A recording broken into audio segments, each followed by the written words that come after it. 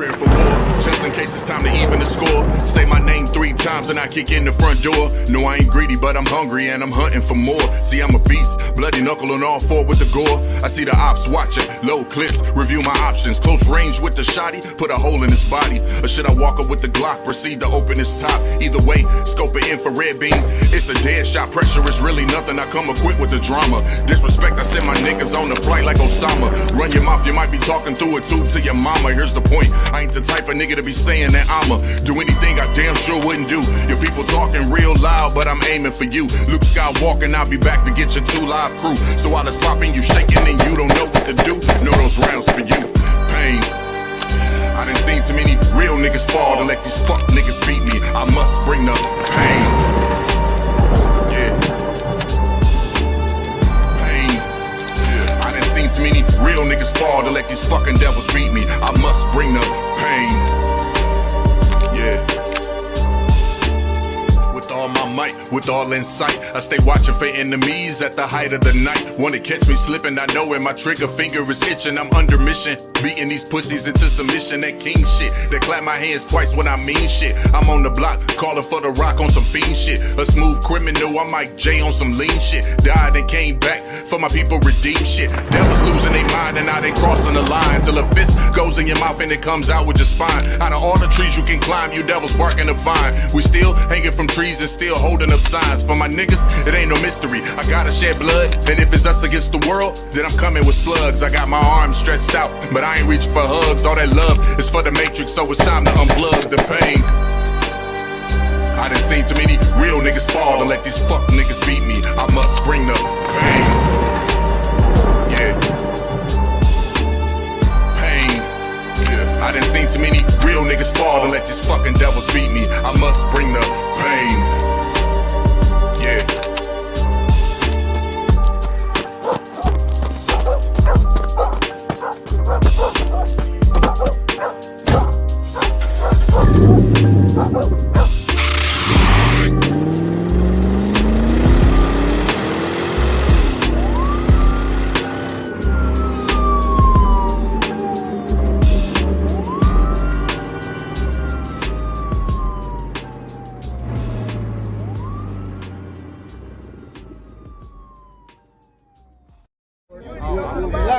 Hey, I'm just following orders.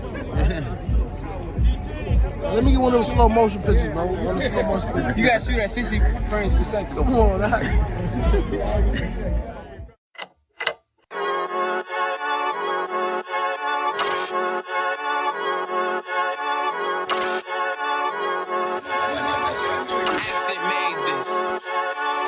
They say they wanna hit that raw shit. These niggas claiming that they bullshit. These niggas better move and coach shit. Cause if they make the wrong move, it cost shit. You see me, they like, ooh, keep on stopping. I'm on my way up and they ain't gon' stop it. They say they wanna hit that raw shit. Coming up, I'm about to bust shit. They see me, they like, ooh, keep on stopping. I'm on my body, real niggas right beside me. Damn right, I brought my army, going up like a rocket, and can't nobody stop me. These niggas garbage, so watch your mouth, boy. Coming all black, slithering house, call me mouth, boy. I'm off the hip like a cowboy. I'm a king, you should bow, boy. Shorty like, damn, man, you cut up. Nothing I can handle. 144 in the booth, going Rambo. Niggas do you dirty like a stick in a bando. That's why I play the corner like a bum with a banjo. I'ma lead by example. Ooh, keep on stopping, got this bitch off the hand, got the juice, got the drip, about to hit the bitch with the salt. It ain't rap, it's assault. Can't taste a bitch unless you with the coke. They say they wanna hit that raw shit. These niggas claiming that they bullshit. These niggas better move and coach shit. Cause if they make the wrong move, it cost shit. Hey. One way, one way, one way, one way, one way. Coming up on my new I do it how a veteran be. You better than me. I'm Reggie at the edge of the key. It's all money, no honey. Think you settle and see. You locked up, fucked up, and it's back to the streets. It's one west. You can check the residency. I reside with soldiers died on the soles of their feet. Cause it's death before designer. Ain't no coward in me. Cause I'm cold as a bitch's shoulder. You ain't calling a week. Get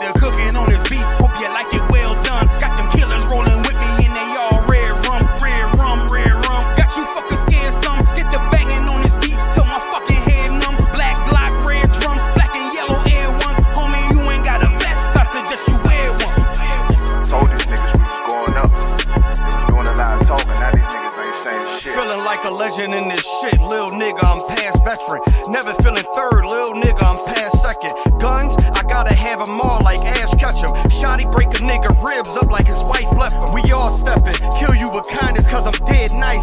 That 5'7" put you 6 feet, not talking height. That judge giving out 5, but you doing life. These hands are rude GPS, a mean right. That's mean right, we build different, you know the vibes. And we something authentic, we notarized. I keep a 144 because I know a cod. Noah's Ark, you know I'm with animals when we flowing by. We back again, no cap, when I'm with cap again. Yeah, they say they want smoke until we matching them. Everything righteous, so you know when we get back at them, you get hit up with a K, but no acronym. They say they wanna hit that raw shit. These niggas claiming that they bullshit. These niggas better move and coach shit. Cause if they make the wrong move and coach shit.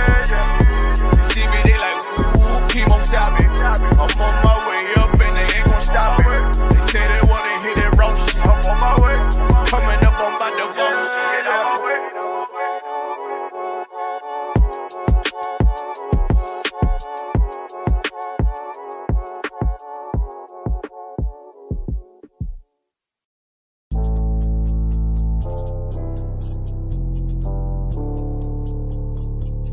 According to God, the white man is the devil.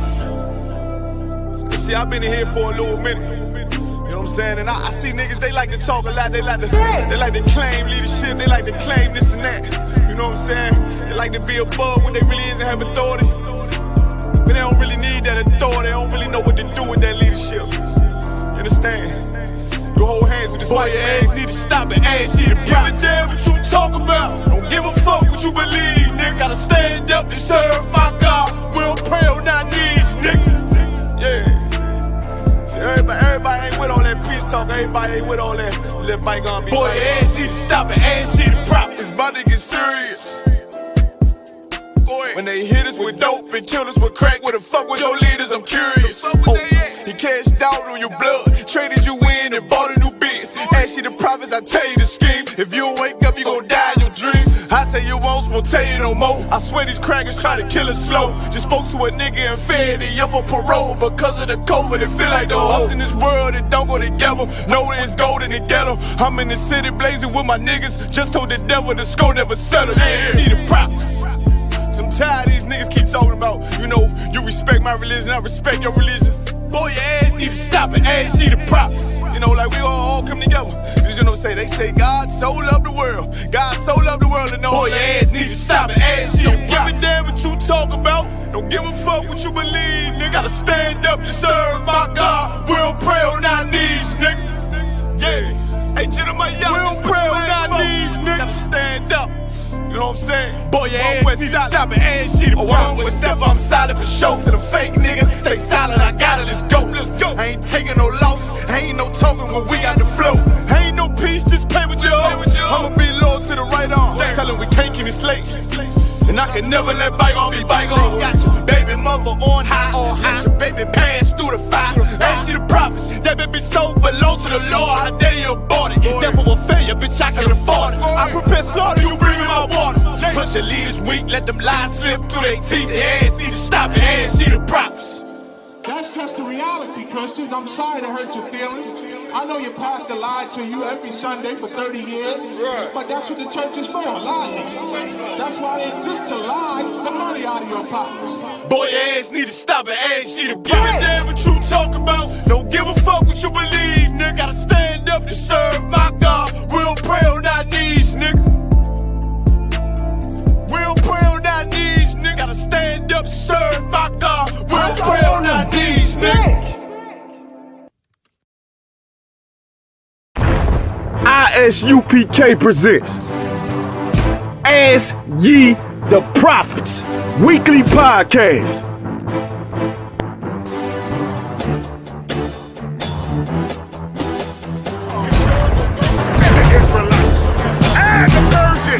Every race in the movie. We are not the trusted. We are not the trusted. We are trusted, and we are not the trusted. Send in your questions to AskYeTheProphets@gmail.com or Ask Ye the Prophets on Facebook. And your questions will be answered live every Wednesday, 11 a.m. Eastern Standard Time. Shalom. He's speaking of his Lord. always find himself in it, man. Y'all, what's that whole movie, Ten Commandments? The white man made himself be the Egyptians and the Israelites. And the Persians. Every race in the movie.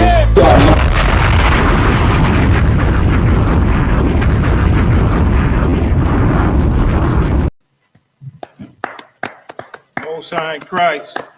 Shalom, Israel. Shalom, Akwa, Akim. Welcome to another episode of Aytp the Prophets.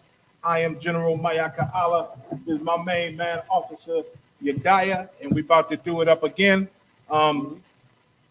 Everybody, I just want to announce, get ready next week. Next week is Fire Weekend, man. We on it now. You understand? Right.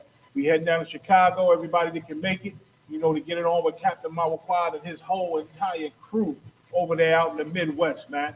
And all the cities and brothers in the schools that support the Midwest, they coming down and we're going to get it in, man. I'm actually be doing the Aytp the Prophet show live from Chicago next Wednesday. Next Wednesday, same time, 11 a.m. EST time. So it'll be 10 o'clock there, but it'll still be 11 o'clock here. And we're going to get it in live from the Chicago school. I want to say tawada to the brothers in Chicago for hosting us, man. They always do an excellent job. So Wednesday, we getting it on Aytp the Prophets Wednesday. Thursday, of course, General Mahyman gonna rock his showdown like always. You know what I'm saying? That Thursday evening, around the same time, 7 o'clock Eastern Standard Time. We're gonna get it in Friday. Chicago gonna go out to camp and we're gonna blaze them streets, man. All the cities that converged on Chi-Town that weekend for Fire Weekend, we're gonna blaze on them streets, man, and wake the dead and shake the foundations of this earth in the spirit of the Most High in Christ. Saturday is when the grills get pulled out and all the families, the brotherhood and the sisterhood become live as always, the children running around, and we're gonna have a ball out in Chicago, Fire Weekend, man. That's Saturday. We're gonna grill and cook and everybody gonna eat and drink. Did I mention drink? Everybody gonna eat and drink and enjoy themselves, man. We're gonna get it in, you know what I'm saying, out in Chicago. And I believe that's it on the festivity. They might come up with something for Sunday, but we'll see. Check the websites for the detailed itinerary, the times and the addresses and everything. But we're gonna get it on either way. Go ahead. Also, if I may, big shout out to Officer 1000 Double Juan Bongad and Officer Karyas Bongad, both officers of 1000. They having a lecture July 23rd from 6 p.m. to 8 p.m. on how colonization divided Blacks, Hispanics, and Native American Indians. Make sure y'all in the Chicago school for that powerful lecture by them two Gadite brothers. That's Friday, right? Khan Wakan. No sweat. What's the title again? Khan Wakan. How colonization divided Blacks, Hispanics, and Native American Indians. Damn right. Most High in Christ. Most High in Christ. So we're going to get it in, man. It's going to be a beautiful weekend. A lot of learning, man. A lot of you Christians, a lot of you people who really haven't been close to us yet, you out in that area, come on through. Come on through and get to know your family, man. Come on and get down and see how we rock. We all we got. We always say it, and it don't never get old. We all we got. We the only family we got. We the only family that you can get in America, in this earth today, man, is these brothers and sisters in the ISUPK. We the only ones. You understand? To neglect that, to choose anything else is just, it's just rebellion. You understand? Which is one of our topics today. We're gonna get into. But first, a couple of stories I just got to bring out, man. I bring stories out, about what these police do and what people do to Israel. They're good to bring out because you have to. The scriptures say, exalt thy voice, and show my people their transgression. We got to show our errors, man. And we got to keep reminding you who our enemies are, because in America, you tend to forget. America is full of witchcraft. America is full of enchantments, man. Coming out the TV, the radio, and everywhere, every store you go to, all the music, man. Everything does enchant you and put you back to sleep, lullaby you, and make you forget that you are in oppression, that you are under oppression, man. You understand that we are slaves here, and that we are dying. They're committing genocide. Everything is trying to put us to sleep and make us ignore those facts, but they all ring true. And what black people suffer from is something that our enemies called Stockholm syndrome, man, is when you get oppressed and you get beat, and you get beat so bad, so horrible that you pray for a little mercy. And when they turn around and give you a tiny amount of mercy, or make you think that you care or give you some conversation other than the brutality that they've been giving you forever, you damn near fall in love with them. Like, thank you for not beating me no more. Maybe you are kind. Maybe you can have compassion. Maybe you can be nice. And that's where blacks and Hispanics are with our oppressor today. We hoping every day, doing the same old dumb voting, doing the same old dumb things to try to get them to love us, because they always trick us and give us an inkling of what we can perceive as mercy, like the damn Juneteenth holiday they just gave us. That make black people think that, oh my God, well, maybe they ain't so bad. Maybe it's not all of them. Maybe some of them want to fight for us and help us. And you go right back to sleep, man, when police are still murdering us, when horrible things are still happening to us, man. You understand? But we're going to go into a couple of them stories because they say part of the way, the way that you break Stockholm Syndrome, the way that you break the slave's love for the slave master is you got to constantly remind them and put it in your face that this is the one who caused your hurt. This is the reason why you're here. These are the people that beat your backs. These are the people that hurt you. This is why you're poor. This is why you're suffering. This is why you had to sell drugs. This is why your mother was on drugs. Your father was on drugs. This is why your uncle OD'd. This is why your siblings died a horrible death, man, because these people brought you here under this condition. And you got to constantly be reminded that so we can break the love that we naturally develop for the people that's murdering us, man. We develop a natural love for them because of the small little fake tokens they give us, the small little fake mercies that they give us. And so it's the job of the prophet, the job of the ISUPK to put it in your face that this man hates you, that this man is the devil, that our oppressor will never love you like you want him to. You understand? It's just not in the cards for him to care for you and cuddle you like you deserve to be. Like you deserve to be. All that you done been through in this country, you done built this place, and you still worship these people. Hell, they should love you and hug you and coddle you, but they wasn't created for that. And they'll never do it. And so we got to constantly remind our people, man, because that is important in breaking the brainwashing, man. Like they say, the ISUPK, y'all brainwash people. Yes, we do. We wash their brains free of this lie that we live in, that these people care for us, that we can have a good life in this place, man. I done watched the richest of Negroes on TV, wealthiest entertainers, actors, and hosts and all that, the wealthiest. And they can't do nothing about what our oppressors doing to us. They can't stop them. They don't even have a voice. They don't even have a voice to them, man. We hear them all day because we the slaves and they talking to us. But they ain't got no voice that hold no power to them to stop our oppressor. They just rich slaves, man. They just slaves just a little better off than us. While we eat mud and grits and oatmeal, they eating steak. That's all. But they still slaves just like us. And our oppressors show it to them, then they cry and say, I don't know what to do. We got to get them out of office. We should vote. And the answer is always vote. We've been voting forever, man. But the Lord is turning the tides on these people like he promised. You stand, you come in this truth, man, and you stand with the Most High in Christ. And you're going to see the Most High flip this thing slowly but surely. He flipping it. You understand? And our oppressors getting upset because he's flipping it. Right.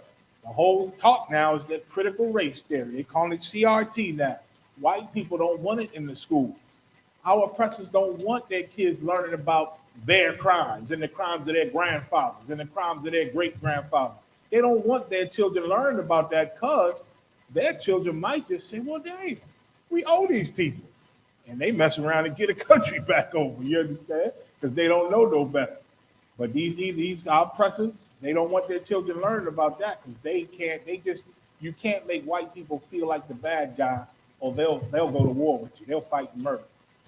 If you cause the finger to be pointed to them and you make them feel like losers and you make them remember their crimes and make them think that they are worse than you, they will pick up guns and go to war to stop it. You understand? That's what they do. That's in them.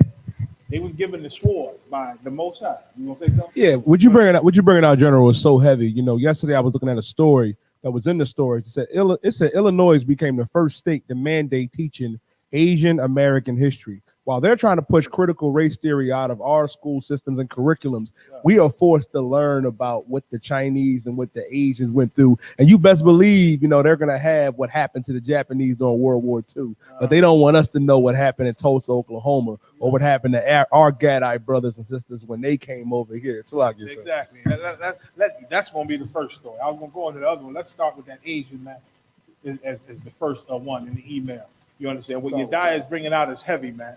Heavy. They want to teach Asian history in school, right? Talk about all their atrocities and all that. Why? And now, why would they do that, but not want to do Black history, real Black history, which is the critical race theory?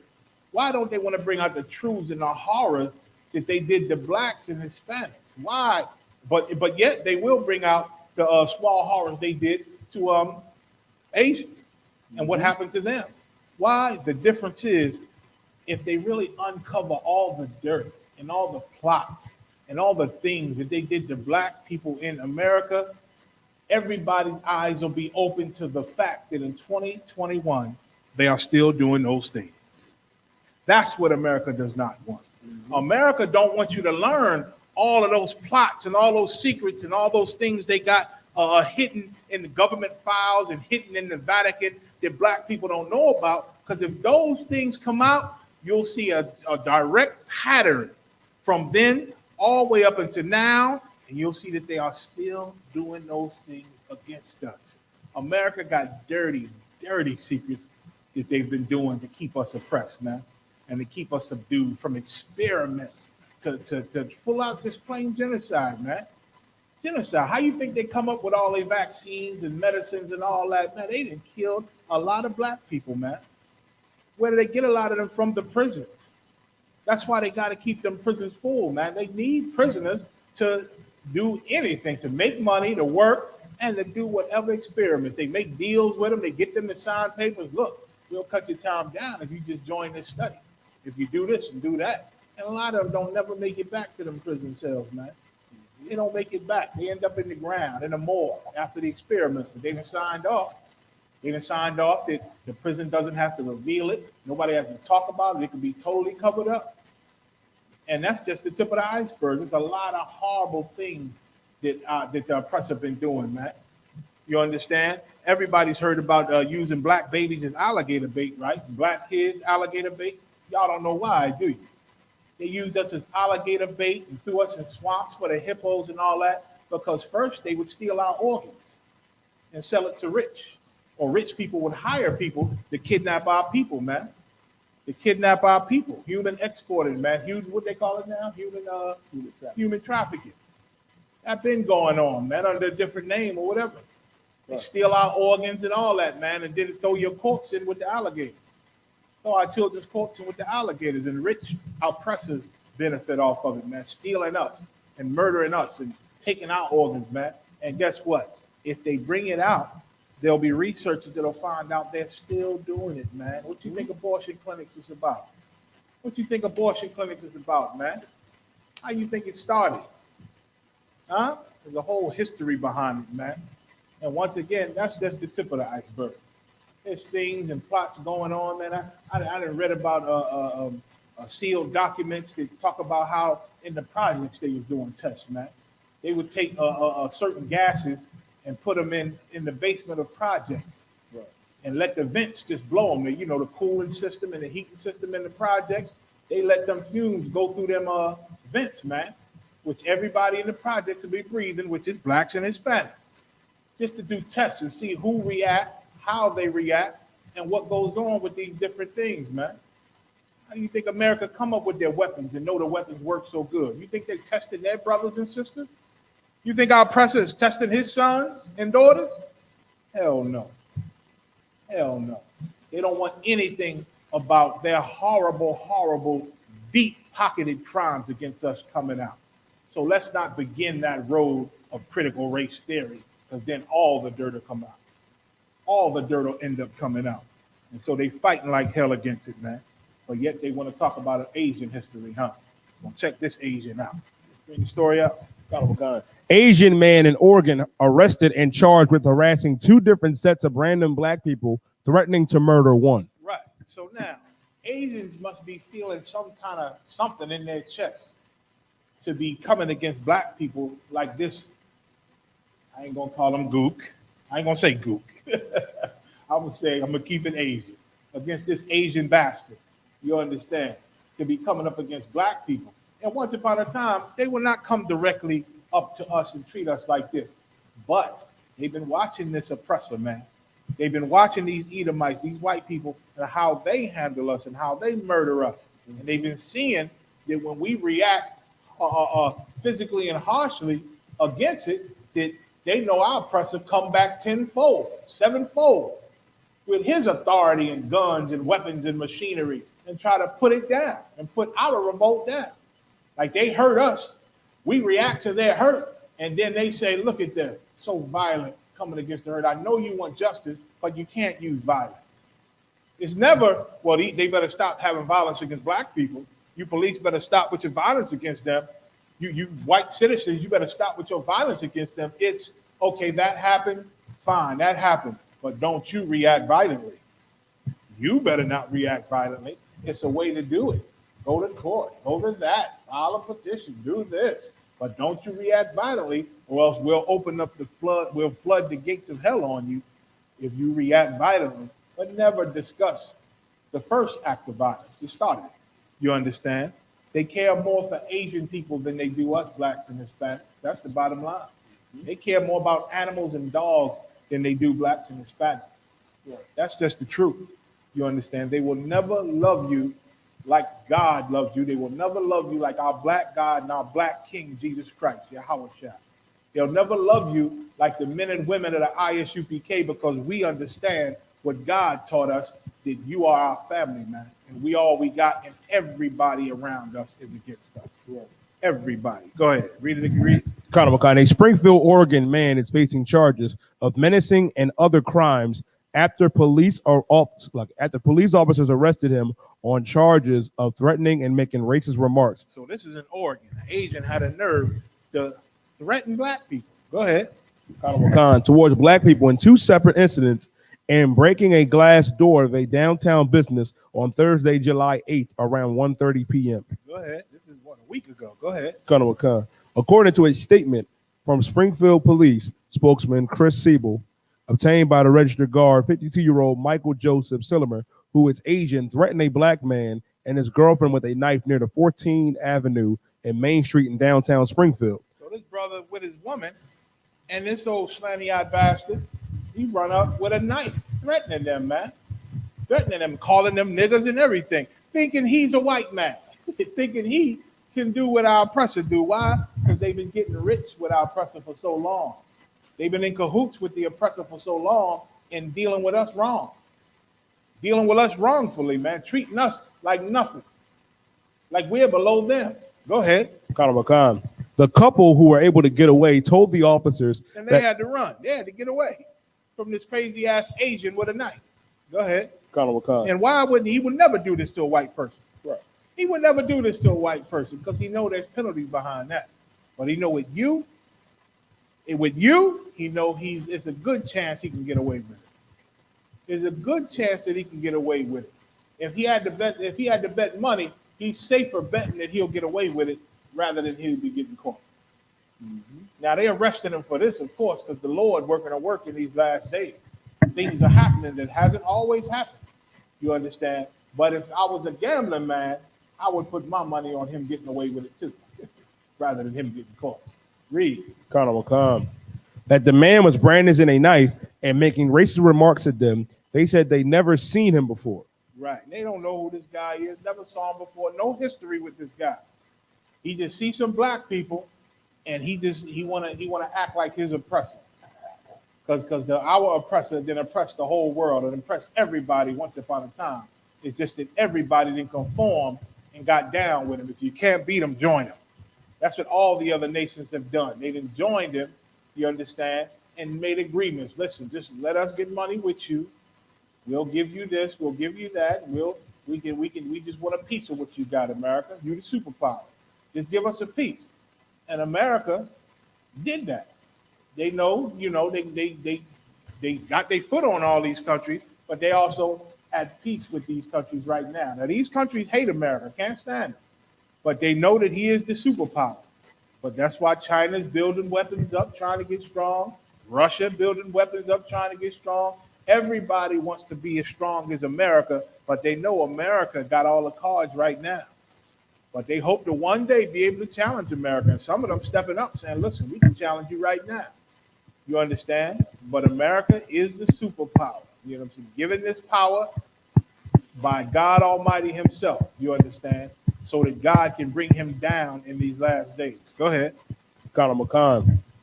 Authorities told the outlet that around the same time frame, they received another call about a man breaking the glass door of a nearby business. So now, first he chased a black couple, with a knife. Now he's breaking into a business. Go ahead. Colonel McCon. Bobby's VIP room at 1195 Main Street. The suspect's description fit that of Schlimmer.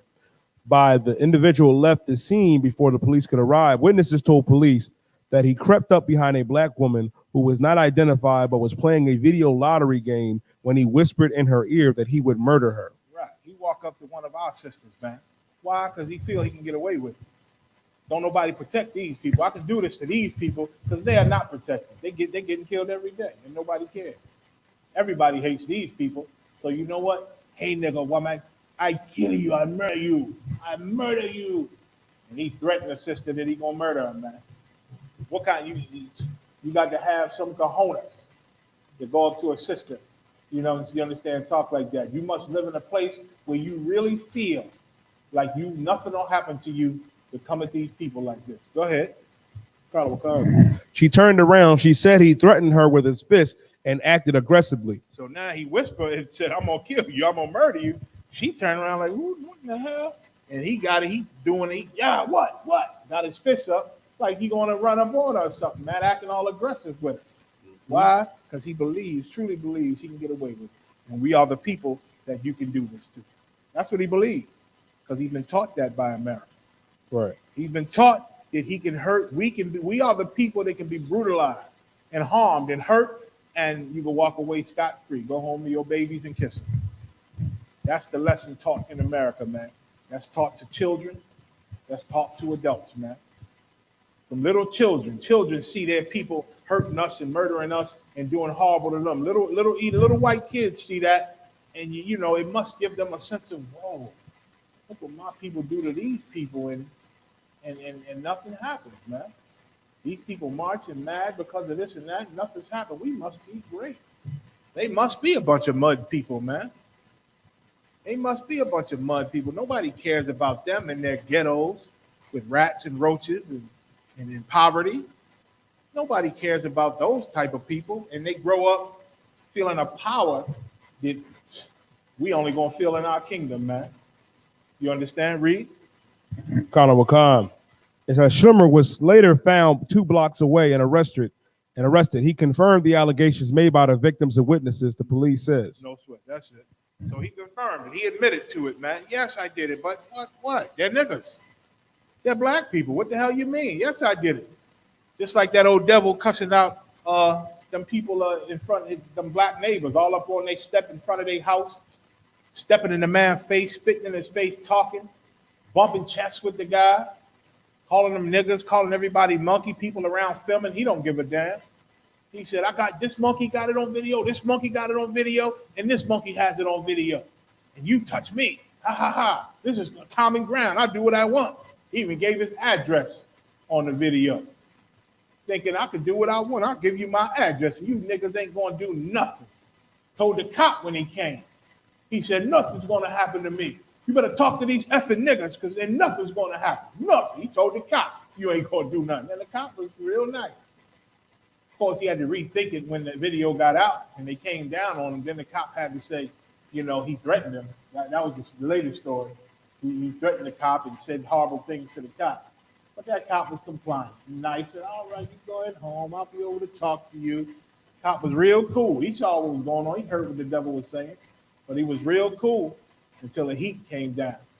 He didn't always have that heat. That heat is called the Most High. The Most High bearing their leg, man, and showing their shame and making them naked. You understand? They're starting to have to answer and at least give an explanation on their lies now. on their cover-ups now. You understand? So this Asian, he threatening black people all willy-nilly whenever he wants, admitting to it. Yeah, I did it. So what? So what? I got a lawyer. And if he paid for a good lawyer, they ain't gonna smack him on the wrist, man. They gonna smack him on the wrist. Go ahead. Slap.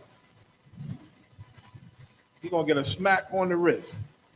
This is the world we living in, man. And everybody looks at us like nothing they can do what they want to us. You understand? But our oppressor, he gets off scot-free. He gets off scot-free and nothing happens to him. We good, you die? He gets off scot-free. Also, you die, I want to see who's at our front door. If danger is in the air. You understand? Give me 1 second. We good, you die? All right.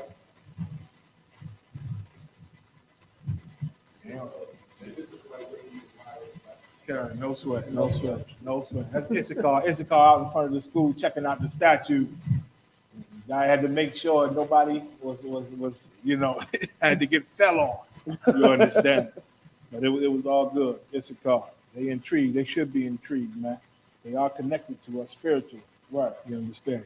So Asian, they want to go into Asian history, and it's a whole big protest about the Asian hate and what's going with the Asians. The hell with the damn Asians, man. What about black people, man?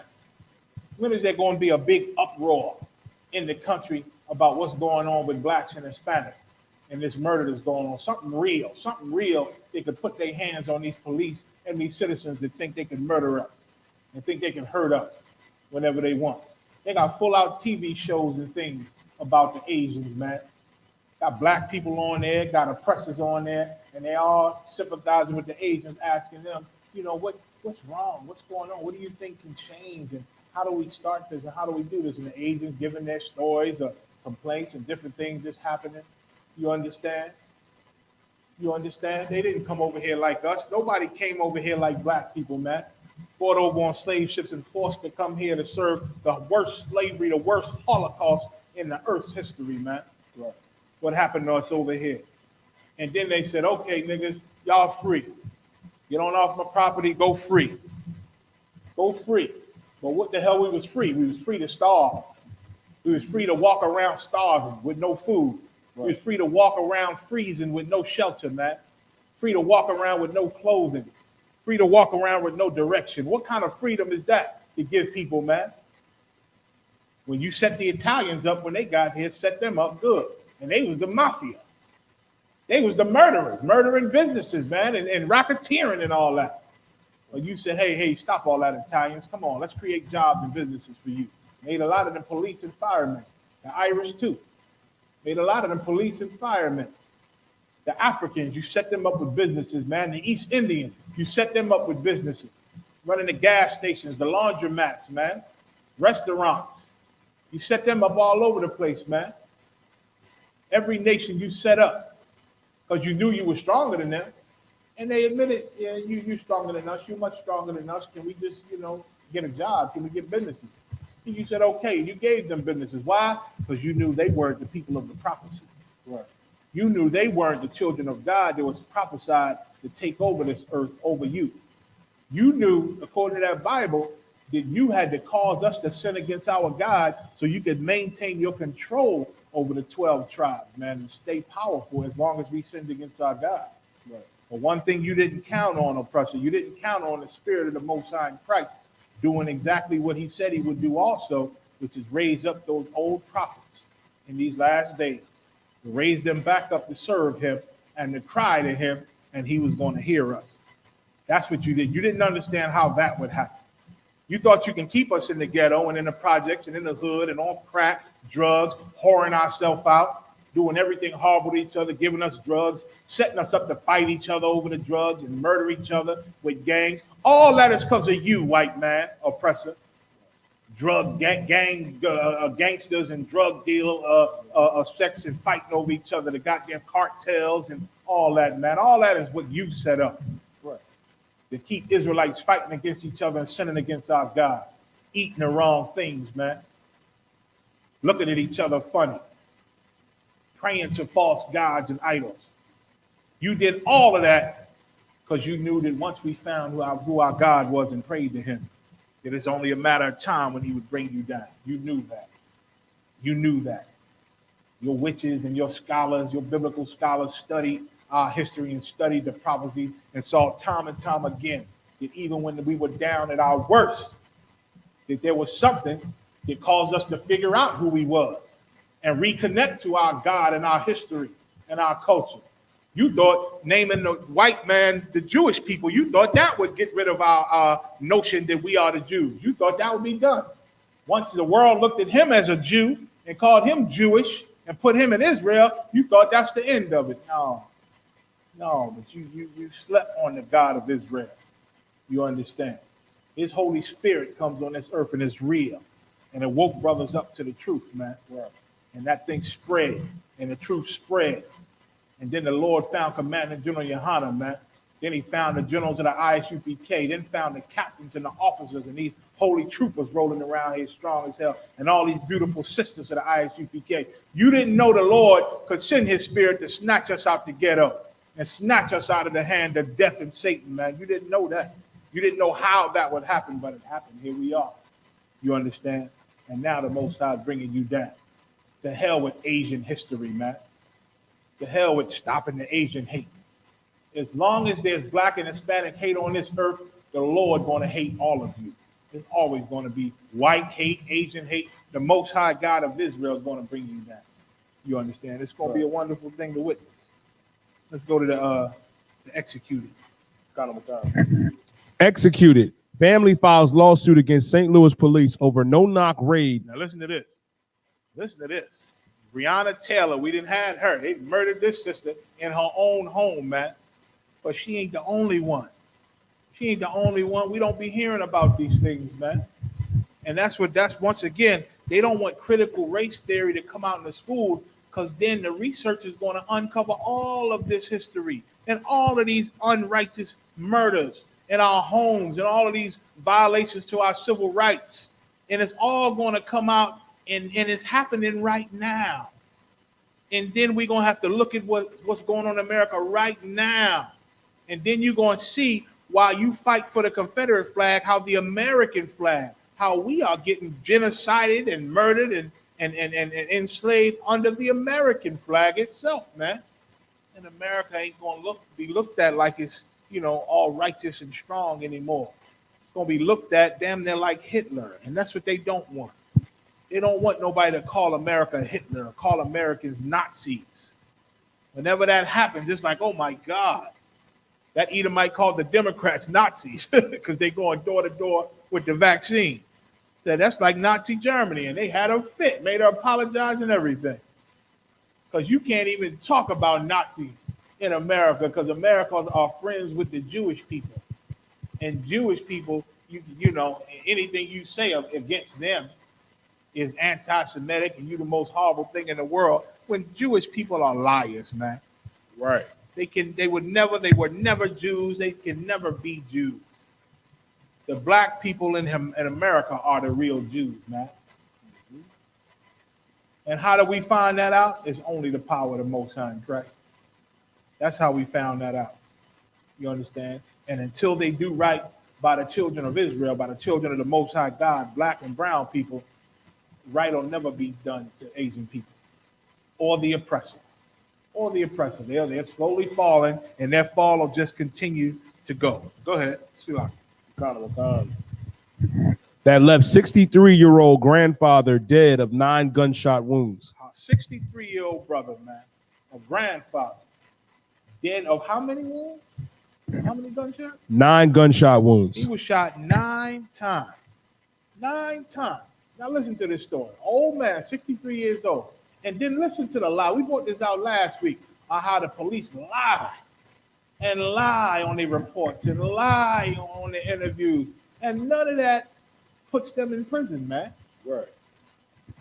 You find all the other, even if they end up getting charged on something, you got to add all that lying, man. That's perjury. A police document is perjury. If a citizen lied to the police, that's good in court. They can use that against you in court if you just lied to the police, to his ears. You understand? Now, he lied on an official document. It can cost you your life, get you sent to prison for life, ruin your life. He lied on the document, and when they find out he lied, he's not charged for a crime. He's not charged a crime, man. Listen to this story. Go ahead. God, the family of a black man killed by St. Louis police in 2017's no-knock raid has filed a lawsuit against the city and members of the police department. For another no-knock raid, they bust into your house without knocking. Lord knows what you're doing. They bust in your door, startle you half to death, and you end up dead.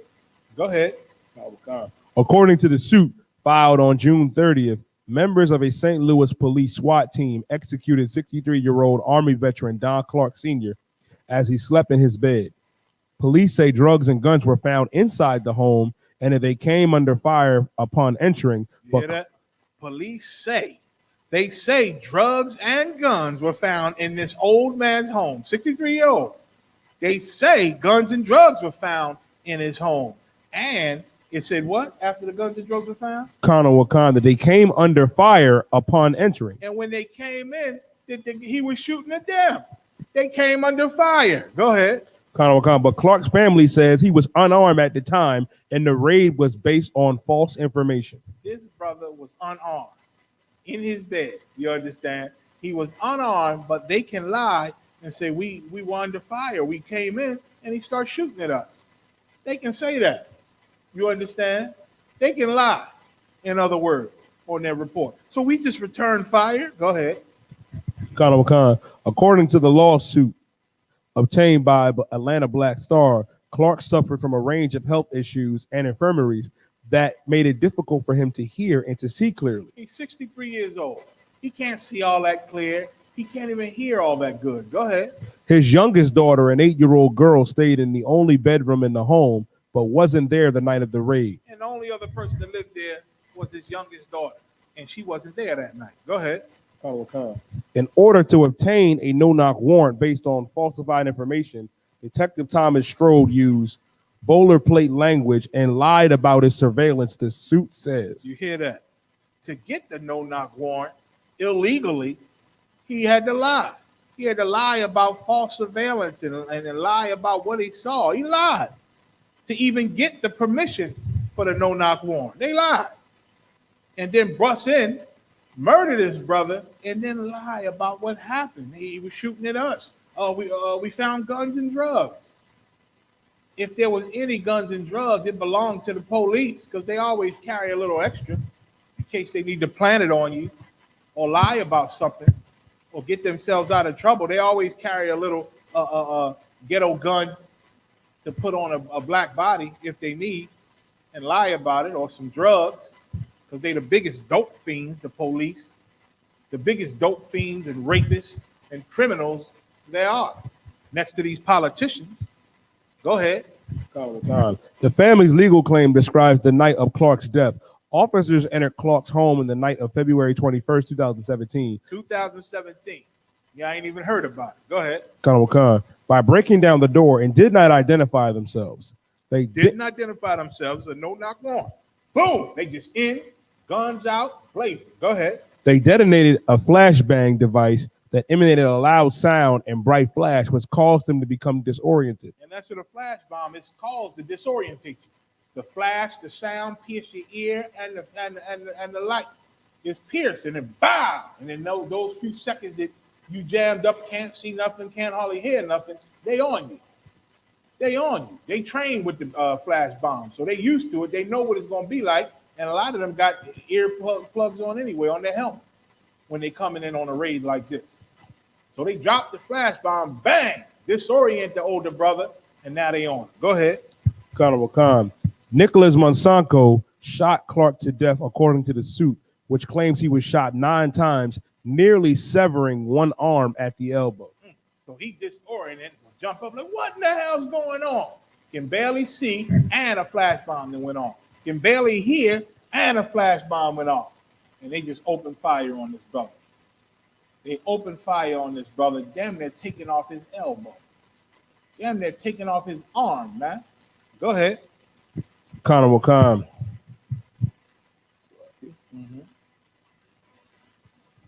Says, according to police, 2 handguns and ammunition in a plastic bag filled with 8 grams of heroin and other plastic bags filled with marijuana and the prescription painkiller hydrodone were found inside Clark's home. But the lawsuit alleges Clark did not store any drugs in his home and that Strode wrongfully attributed activity taking place at a nearby home to Clark and his home. God, I always got it the hell wrong. Always got it wrong on half information, thinking they so right, thinking they know what's going on. Police are dumb as hell, man. They dumb as hell. You understand? Go to the one about the police face. I think it's supposed to say forces. The police forces see recruitment stuff. You understand? And if I could go to one scripture, Isaiah 11:13, just on them Asians. I know I ain't skipped them. Isaiah 11:13 reads, "The envy also of Ephraim shall depart, and the adversaries of Judah shall be cut off. Ephraim shall not envy Judah, and Judah shall not vex Ephraim." Because a lot of times, because of our oppressor, once again, the Hispanics and the Negroes been at odds with each other, man. Because our oppressor separated the tribes, man. And our slavery and our oppression separated us. But now, once again, they never figured out how the Lord would make us remember that we are related, that we are brothers and cousins and family. And now we find that out. Now, Ephraim not going to envy Judah, and Judah is not going to vex Ephraim no more. Slaki. It says 14, "But they shall fly upon the shoulders of the Philistines toward the west. The Philistines are one of our ancient enemies, man. And it's a lie that Hispanics come from Africans and black people come from Africans. That's a lie. But we done found out the truth that we are not related to those nasty monsters, man, called Hamites, aka Africans, which are what the Philistines are. And they shall spoil them of the east together. They shall lay their hand upon Edom and Moab, and the children of Ammon shall obey them. You understand? So that's prophecy, man, on how we gonna come against our oppressor. We gonna come against Moab. We gonna come against Ammon, and more clearly, the Most High is going to come against them. And we'll have our day one day, but right now the Most High is bringing them down. You understand? Go ahead to the that last email. Police in Philly and beyond are struggling. I sent you another one. Can you go? I think they're similar. I sent you another one to start with police forces. I don't know. All right, go ahead. Read yours. Says police in Philly and beyond are struggling with a shortage of police recruits and a surge in retirements. It said police in Philly and beyond.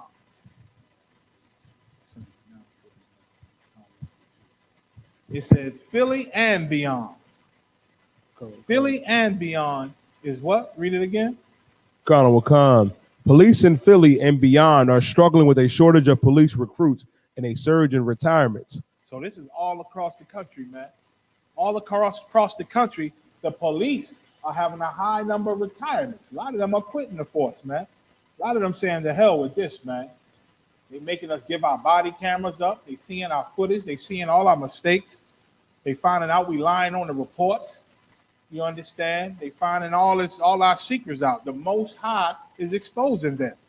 Once again, the man of sin is being revealed. And the police is feeling the heat, man. They feeling the heat. Derek Chauvin murdered George Floyd on national TV. Why? Because nothing was supposed to happen to him. Nothing was supposed to happen to him, even on video. So what? So what? You know all the reasons and justifications I can give. I'm a white man. I can justify me choking this man out for 9 minutes. That's how it was supposed to go. America's falling, man. Most High's bringing this place down. And that devil's sitting in prison. It's a luxury prison, of course. It's luxury. He eating steak and TV and air conditioning and all the good stuff. You understand? But he wasn't even supposed to be, had to go to trial for that. You understand? But the Lord is bringing this place down. Go ahead. Khan. People don't want to be police anymore. One local police chief said. It says it's a good job and good paying job, but when you look at national news every day, people just don't want to be officers. Right, because they see how corrupt you are. You see, everybody sees you're corrupt. Once upon a time, the police they still do it. They still sell dope, and they run the drug dealers. A lot of times they can keep that secret and make that money and steal from the drug dealers, and it never come out. Your SWAT teams, they go bust drug dealers and take all their money for themselves and divide it up, man. And now it's starting to come out, even with Meek Mill. Meek Mill's history with the police, all that's coming out, man. All the dirt that them cops is doing to him and to his people. They wasn't the most honest. You understand, them brothers? Meek Mills, the crew he rolled with, selling dope and all that. But hell, the police come in and be worse than those criminals, be worse criminals than those criminals. Right. You understand? And all that's being exposed, man. And all that's coming out. That's just a little bit, man. Hell, I'm sure we all got stories. Right. You understand? The hood and the goddamn police in the hood running things. You understand? But the Lord is exposing them and making all that corrupt evil come out, man. And people seeing them. So it ain't fun for the police no more. I saw an interview where they said they just don't love it anymore. They don't love the job like they used to. Because when they loved it, they was able to beat criminals and murder blacks and Hispanics at will. At will, and absolutely nothing's happened. All he got to say in court is, I fear for my life, or no, he did this and did that. And no matter how much the defendant is in court saying that's not true, the police are lying, nobody's going to believe him over the police. And so we get sent to jail from lying police. That's why the jails are full, from lying, corrupt, criminal police. You understand? But now their lies are being brought to the forefront. Now their lies on the reports, and they're falsifying reports and giving false statements and planting weapons and planting drugs and lying about those things. All that's coming out now. It's coming out. And they don't like it. They don't like it. It's not fun if they can't ride in the back of a truck and murder who they want, because all this video. He was getting away with it with the video for a while, but damn, it happened so much. Something had to give. The bottom had to drop. There's so many videos, and they do it so often because they stupid. Police ain't smart. Who told you they were smart? They're not rocket scientists. They dumb as hell. If anything, they should have spaced out their murder, spaced out the cruelty, man. They don't even know how to be cruel. They so goddamn dumb. Bunch of redneck hillbillies, man. Put on a suit and a damn badge and a gun. And they don't know what to do. Woo-hoo! They just kill everything. Eventually, somebody's going to say something. And when you kill black and brown people, the God of Israel is going to step in eventually. You understand? Read. Khan Khan. Amid growing calls for police reform and national debate over the deadly use of force, police departments in Philadelphia and beyond are struggling to retain and attract officers, law enforcement officials say. God. They say, man, once upon a time, there was hundreds and hundreds, man, of police applicants every year. Was it 1,000? I know it was at least hundreds, like a few hundreds or more. If not 1,000. They say right now, it's about 27 new applicants. 27. You understand? Because nobody want to be police, because the oppressors and the people that want to be police for murdering black and brown people, they know it ain't kept secret no more. Right. They know it comes out. So they're better off just being, on the other side of the bag. Our oppressors always say, being a cop and a criminal, it's a thin line between a cop and a criminal. A real thin line. Damn, they're blurred, a cop and a criminal. It's just the cop used to can get away with his crime. Now, once again, of course, they're being exposed for it. So it ain't worth being a cop. I might as well stay a criminal because I can get away with it better. Not being the police. Not having to show up with reports and all that there. They could be Donald Trump. That's Donald Trump's problem. Donald Trump is a career criminal and a damn mobster. Right. You understand? But now when he joined politics and he's the president, now everybody's looking at him and he's scrutinized and he can't do his crime in secret like he was used to. So it was exposed, and now he in court, impeached twice, and all the mess going on. I know he feel better right now that he ain't really president in the spotlight. Right. The only reason why he even saying he want to is because of all the people that support him and would like him to be their leader. You understand? All them racist bastards. Right. You understand? But he's a better criminal when he's not in the eye, when he's not being seen in the spotlight. And that's the police. They do their crime better if they don't become police. So a lot of them are not joining the police force anymore. You understand? And black people, we not joining because this, we done killed so many black people. We don't even want the taint of being part of these people who murder us, man. We don't even want that stain. And we grow up hating the police. Because why? When you're a baby, they got you on the pavement with handcuffs. 6 to 12 years old, sitting on the pavement with handcuffs, man. Right. They don't do that to white kids, no. They don't do that to them. You understand? That's why the white kids, they always want to be the good guy. You understand? When you're playing bad guy, good guy, or cops and robbers, they always want to be the good guy because cops are there to help them. And that's all they get is the love. But we get that other side. We get that other side of the police. You understand? So we can end that on there. Let's get to these questions next hour. So we can get with the first one.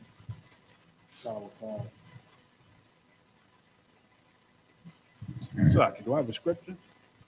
Slaki, police, Proverbs 4 and 16. Proverbs 4 and 16. You understand? In my opinion, it's a good thing nobody wants to be a cop. Right. That shows that everybody know they're a bunch of corrupt bastards, man. Right. And evil bastards. It's a good thing nobody wants to be a cop. Right. They came to Christ and said, Lord, how can I do right? How can I, prove myself? I'm paraphrasing. How can I be righteous in the job that I have with these publicans? I'm an officer of the Romans. How can I do right? Christ told them first and foremost, he said, do evil to no man.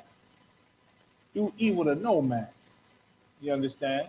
And I'm paraphrasing. I forget the whole scripture. He said, don't do violence. He said, do violence to no man. Right. You understand?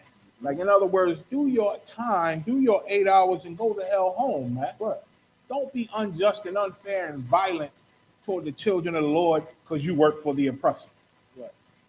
Because you work for them, you think you got to act like them. The Lord is saying, no, don't do that. Do violence to no man. You understand? Do violence to no man. Right. Y'all you Negroes, man, you Hispanics, you get a badge and you get on board with the oppressor and you got his gun and now you ain't even black and brown no more. You blue. You blue. And you tend to hate the same people that they've hated for decades, man, and centuries. Right. You oppress your own people. It's sad, man. Very sad. Very few good cops. Very few. All the good cops is in trouble and about to retire or get fired because they're exposing all them criminals that's on the force. Go ahead. What you got? Proverbs chapter 4 and verse 16. For they sleep not, except they have done mischief. They sleep not. I mean, these police are mad. They don't love the job no more because they can't do all the crime and evil and lying that they've been doing. Right. It's coming out now. All the lies and how they framing people, man, it's coming out. And it just ain't fun for them no more because they can't get away with the crime. And now they're not comfortable no more. They sleep not, except they have done mischief. Go ahead. Khan. And their sleep is taken away unless they cause some to fall. Unless they hurting people and causing violence to people and just abusing and oppressing people, they can't rest, man. Their spirit is not at rest unless they hurting people, man. Especially black and brown people. They not at rest. So now it's coming out, and now they got to curtail their bloodlust and their murderous spirit. Now it just ain't no fun. I can't murder. This ain't no fun no more. I think I'm going to retire, man. I'm going to go ahead and get my damn retirement package, and I'll join some other security force that'll let me kill something. I'll go join something or just be on the streets and run a business that allow me to hurt somebody, hurt some people. You understand? Go ahead. Khan, verse 17. For they eat the bread of wickedness. They eat the bread of wickedness, man. Meaning they get nourished from doing wicked. It nourishes them. It fulfills them. It makes them full. Yes, that was delicious. When they do wicked. Go ahead. Khan. And drink the wine of violence. You ever have a good drink? They have good drinks too. It's called violence. Violence is like a good drink to our oppressor, man. That's why you see what they do on video to our people, and it's like, my God, don't they see that? Everybody sees that. Surely he going to jail. But no, he don't go to jail. That's like a good drink. White people at home watching them cops hurt us, and they having a good beer or good shot, watching that like, yeah, look how you kicking those niggas. Look at him. Oh my God. Oh, that was wrong. The nigga was down. He still kicked him in the face. Oh, hey Beth, you see this? Come look at this. And they enjoying it, man. It's like a good drink when they violent to us. You understand? And good riddance. Good riddance. They don't want to be police. And they say because of COVID, a lot of the officers got to be police in their own city, in their own place where they live, which they don't want. Because they so used to leaving out of them suburbs, coming into the hood and murdering us. Then driving back to the hood after they shift over. After they threw about 50 of us in jail and murdered about 2 of us. And beat the hell out of about 10 of us, man. They get to drive back to the suburbs. Nobody see him until his next shift. Don't know where he live, don't know where he come from. But here go Officer Schmitz again. Here go Officer Schmitz again. Coming from the suburbs, policing the hood. Salaki, let's get back to that first question. Can I get a breakdown? Brother wants a breakdown of Mark chapter 12 and verse 30. The heart and mind has me confused. No sweat. Let's get that. Mark the 12th chapter and the 30th verse. We're going to go into the heart and the mind. Come. Then I'm going to get 2 John after that. It's the book of Mark, chapter 12 and verse 30. Hear, O Israel, the Lord our God is one Lord. And thou shalt love the Lord thy God.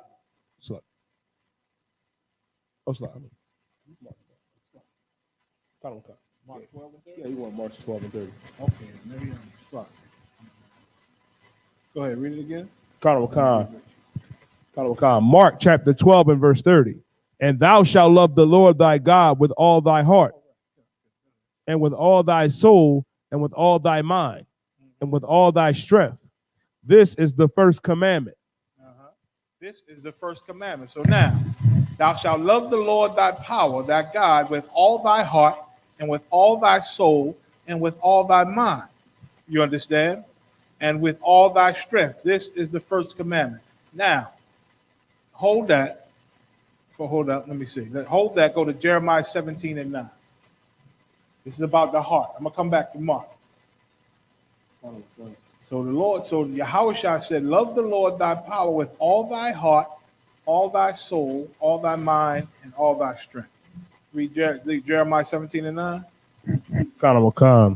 This is the book of Jeremiah, chapter 17 and verse 9. The heart is deceitful above all things. It said the heart is deceitful above all things. Go ahead. And desperately wicked. Now, what does the actual heart do in your body? It just pumps blood. It pumps blood and sends blood to all the required places in your body. The heart does not, it can't be deceitful. So this is like a metaphor. It's symbolic. The heart is talking about your mind, your passion. You understand? Your spirit. So when the Lord says your heart, your soul, your mind, it's all similar. It's all talking about the things within you. Your mind meaning your thought, everything that's in you that you think about, always referencing through the Lord's laws and commandments and his examples of righteousness. Everything you do in life, always filter it through our lifestyle in this Bible and how the Lord wanted us to live. Your heart, once again, is your passion, man. Your passion. Like you tell a guy, he got heart, man. He got passion. He into this. You know what I'm saying? He gonna do this with all his heart. Because that's his passion, man. His zeal. You understand? His character is about this business, man. So our King is saying, love the Most High with all of your passion, man. Everything you do, everything you touch, everything you think about, everything you eat, everything you celebrate, everything you hate, everything you dislike, everything you get angry with. You understand? Let it be filtered through what the Lord is angry with, what he loves, how he looks at things. You understand? That's the heart. Your soul, once again, same thing, your spirit, man. Put the Lord's laws in your spirit and love his righteousness. Love all the examples he got in this Bible, man. You understand? It says the heart is deceitful, but it's talking about your mind, man, your spirit. You understand? Your mind holds the spirit that's in you. And that mind, that brain dies, man. That's your spirit. You understand? You go away. You understand? So we're supposed to love the Lord with all of our spirit, all of our mind, all of our soul. What did it say? And with all of thy strength. Same thing. All of your passion, all of your strength, man. Everything that's in you, in other words.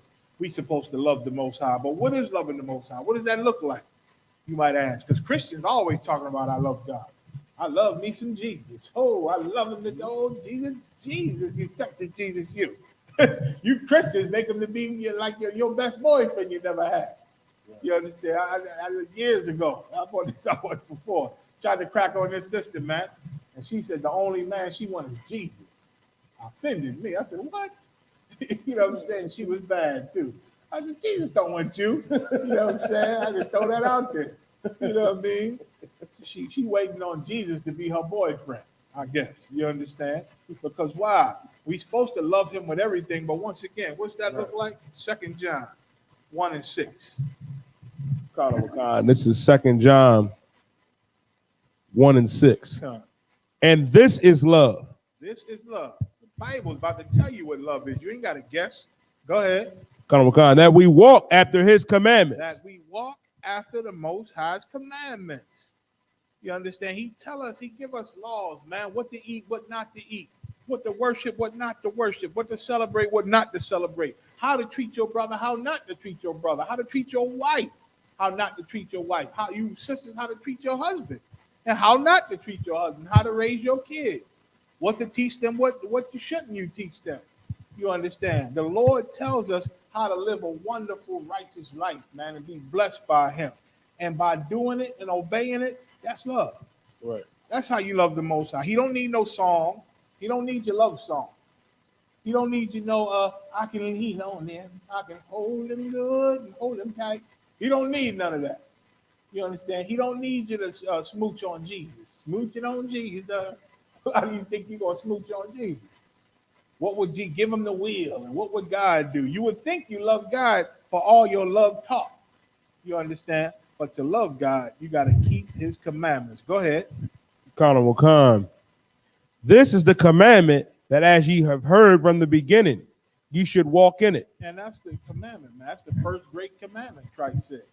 The first great commandment. You understand? The first commandment is have no idols before me. That's what God said in the law in the beginning, man. In the beginning, he told you and let you know, don't worship nothing before me. Because I'm the living God. I'm the Most High God who took you out of Egypt. Don't worship nothing before me. You understand? I'm that guy. I'm that man. Worship me. And that's it. And to love me is to obey me. That's what keep commandments mean. A lot of you Christians, you're so soft. You think when it comes to military, they too militant. They too militant. God is a militant man. He's a militant God. Right. That's why he said God is a man of war. God is a man of war. That's in the Bible. He's militant. That's why these are called commandments. Right. A commandment is an order. I order you to do this. I order you to do that. You Christians got all your orders and you don't follow none of them, man. Because the oppressor had told you to worship him before the Most High God. So you worship him and you follow his orders for sure. You follow your oppressor's orders, but not the Most High God. When Mark said, thou shalt love the Lord our God, nobody else's God, with all thy heart, which is your passion, your zeal, with all thy soul, same thing, your zeal, your spirit, everything within you, and all of your mind, all your thinking, every thought you have should be righteous according to the Lord's will and how he rolled, how he wants his servants to roll. That should be your mindset. That should be your life. And with all of your strength, this is the first commandment. With all of your strength, man. And then he said, love is walking in the Lord's commandments. Right. Walking in his commandments. You still hold Jeremiah 17? Go to 10. Who can know? Yeah, go to 10. This is the book of Jeremiah, chapter 17 and verse 10. I, the Lord, search the heart. I tried the reins. So now, is he looking all in your heart, seeing your left ventricle, how much blood is pumping? No, he's searching your heart, meaning he's looking at your spirit, your zeal, right, your passion for loving him and obeying him and following your orders. He's looking at it and searching it and seeing how much does this person follow the orders that I give him. That's searching your heart. Go ahead. And what the reins? I tried the reins. And he tried the reins. He searched your heart to see what you're passionate about, and then he see where you weak at. This part I don't know. And I don't know. His passion ain't all the way there like I like it. I'm gonna try his reins. I'm gonna try his reins. I'm gonna see what controls him.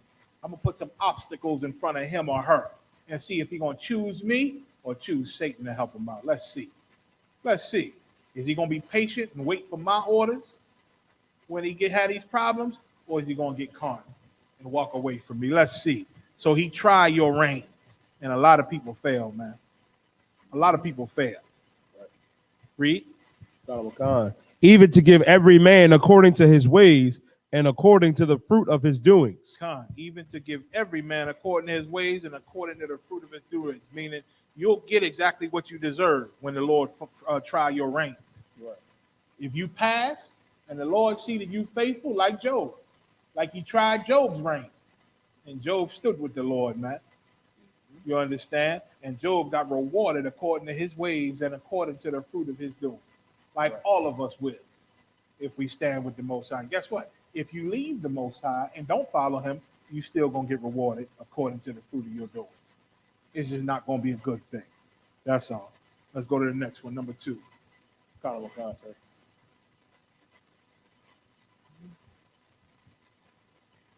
Says Salakia, sir, can I get a breakdown of Leviticus 20 and 27? What is a familiar spirit and what is a wizard? No sweat. No sweat. So I'm gonna read Leviticus 20 and 27. Then I sent you 2 definitions also. Let me know if you got it. Leviticus 20 and 27. Go ahead. No sweat. No sweat. I have it. Leviticus 20 and 27. This is the book of Leviticus, chapter 20 and verse 27. A man also or woman that have a familiar spirit. So a man or woman that have that type of spirit on them, a familiar spirit, go ahead. Khan shall surely be put. Khan. Or that is spirit. Khan. Or that is a wizard. Or that is a wizard. So somebody that got a spirit, a familiar spirit, or a brother or sister that has that's a wizard, go ahead. Khan. Shall surely be put to death. Shall what? Surely be put to death. Go ahead. They shall stone them with stones. Read.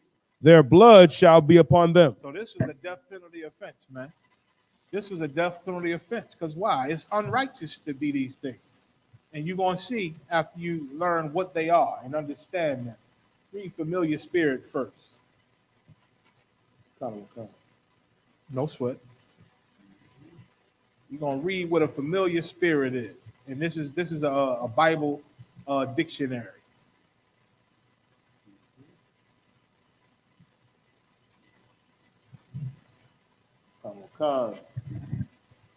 Familiar spirit. Sorcerers or necromancers. Sorcerers are necromancers. You know, people who like to study the dark art and chant to Satan and do spooky things, superstitious things in the dark. Go ahead. Who profess to call upon the dead. They profess, meaning they say their profession is to tell people they call upon the dead. I could bring back your old granny if you miss her, you know, but it's always a catch. They bringing back old granny, but they want some paper for it. They want some money. They trying to get a bag. That's why they profess. It's their profession. You understand? It's what they do. And they're good at it because the demon or the spirit that's on them is a hustling ass spirit. It's a spirit that hustle that money out of you. You understand? And they're good at it. Everybody ain't good at it. You understand? But these people with these familiar spirits, they're good at hustling you. Most times for money or making some deal with you. You understand? They profess they could bring back the dead. Go ahead. Khan. Who profess to call up the dead to answer questions, who were to have said to have a familiar spirit. So that's it. So they profess to be able to call up the dead. That's why the spirit that's on them, the demon is on them. They call up familiar spirits. They got a familiar spirit on them because they call up people that are family to you, people that are close to you, people that are familiar to you. You understand? Now, it is a hustle. It is not true. You understand? Because when a person dies, your spirit go to the Most High. Who in the hell got the power to pull them from where the Most High got? And whatever the Most High is doing with them until he sends them back to be reincarnated. Who in the hell got the power to snatch them from there? And I'm going to give you an example of this familiar spirit in a second. Read the definition of wizard now. I'm going to give you a good example of a familiar spirit, somebody who had a familiar spirit. And what happened? Go ahead. Wizard. Wizard, a pretender. What? A pretender. A pretending? It's like a pretender. It's like a pretender. Pretender. So this is the definition. Listen, and they accurate with this. It said a wizard is a pretender. A pretender, go ahead. To supernatural knowledge and power. Good. They pretend to have supernatural powers and power, aka a witch. A witch and a wizard is the same thing. He said wizard is most times a man and a witch is a woman. You understand? But they the same thing. They pretend to be supernatural, a hustle. In other words, just like the familiar spirit, they're hustlers. You understand? And they'll drug the hell out of you, man. They make potions and get potions together and poison you. You understand? And see, I just enchanted him. I just turned him into a zombie. Over in Haiti, they got and the Dominican Republic. A lot of Judites in the New Orleans and all them down south, they into a lot of this too, that so-called voodoo and different things. And they probably got different names for it, where they make potions and different drugs. It's like giving you a Mickey. Like a person say, oh man, my uncle, somebody dropped a Mickey in his drink one night and he ain't been right since. Because that's what that potion does. It'll mess your mind up, man. You understand? It'll put demons on you. You understand? But again, there's nothing magical. There's nothing magical. Read. Slocky. So that was go ahead. That was it on Wizard? No sweat. So now, give me 1 Samuel 28:7. Now I'm going to go through the story, right? I'm going to show you different parts of where King Saul sought a woman with a familiar spirit. Sought her out because he was losing the kingdom and the Most High wasn't talking to him no more. And when he went to the prophet Samuel wasn't telling him anything that the Lord said, but that you're going to lose this kingdom now for what you did. So we're going to see. We're going to see what Samuel did, and we're going to bear with me 1 second. No, so we're going to see it, but when he went to this woman with the familiar spirit. Start with 1 Samuel 28:7. Go ahead. The book of 1 Samuel, chapter 28 and verse 7. Then said Saul unto his servants, seek me a woman that have a familiar spirit. So Saul, knowing that it's against the laws of the Most High, and Saul made a decree because he once upon a time stood with the Most High and obeyed him and followed his orders. And there was a decree in Israel that anybody found dealing with somebody with a familiar spirit would be put to death with the person with the familiar spirit. There's a death penalty offense to be that person with a familiar spirit and to be this hustler or wizard, but it also caused the death if you went to them trying to get knowledge and superstitious spiritual answers and whatnot. If you was caught, you was put to death. But here's Saul breaking the laws of the Most High and breaking his own established law. He told his people, go find me a woman that have a familiar spirit. Go ahead. That I may go to her and inquire of her. Go ahead. And his servant said to him, behold, there is a woman that have a familiar spirit at Endor. So they knew of this woman that had a familiar spirit on her. They knew that the demon that was on her, the spirit that was on her, caused her to be real good at hustling, real good at giving answers to people that wanted answers for whatever reason. And she was very believable. She was very believable, but she was a hustler. And I'm going to show you she was a hustler, like any witch or enchanter and all of them. They're a bunch of hustlers. Read. Verse 8. Go ahead. And Saul. Jump to 11. Verse 11. Then said the woman, whom shall I bring unto thee? They should understand, right? Y'all can go back and read the other verses.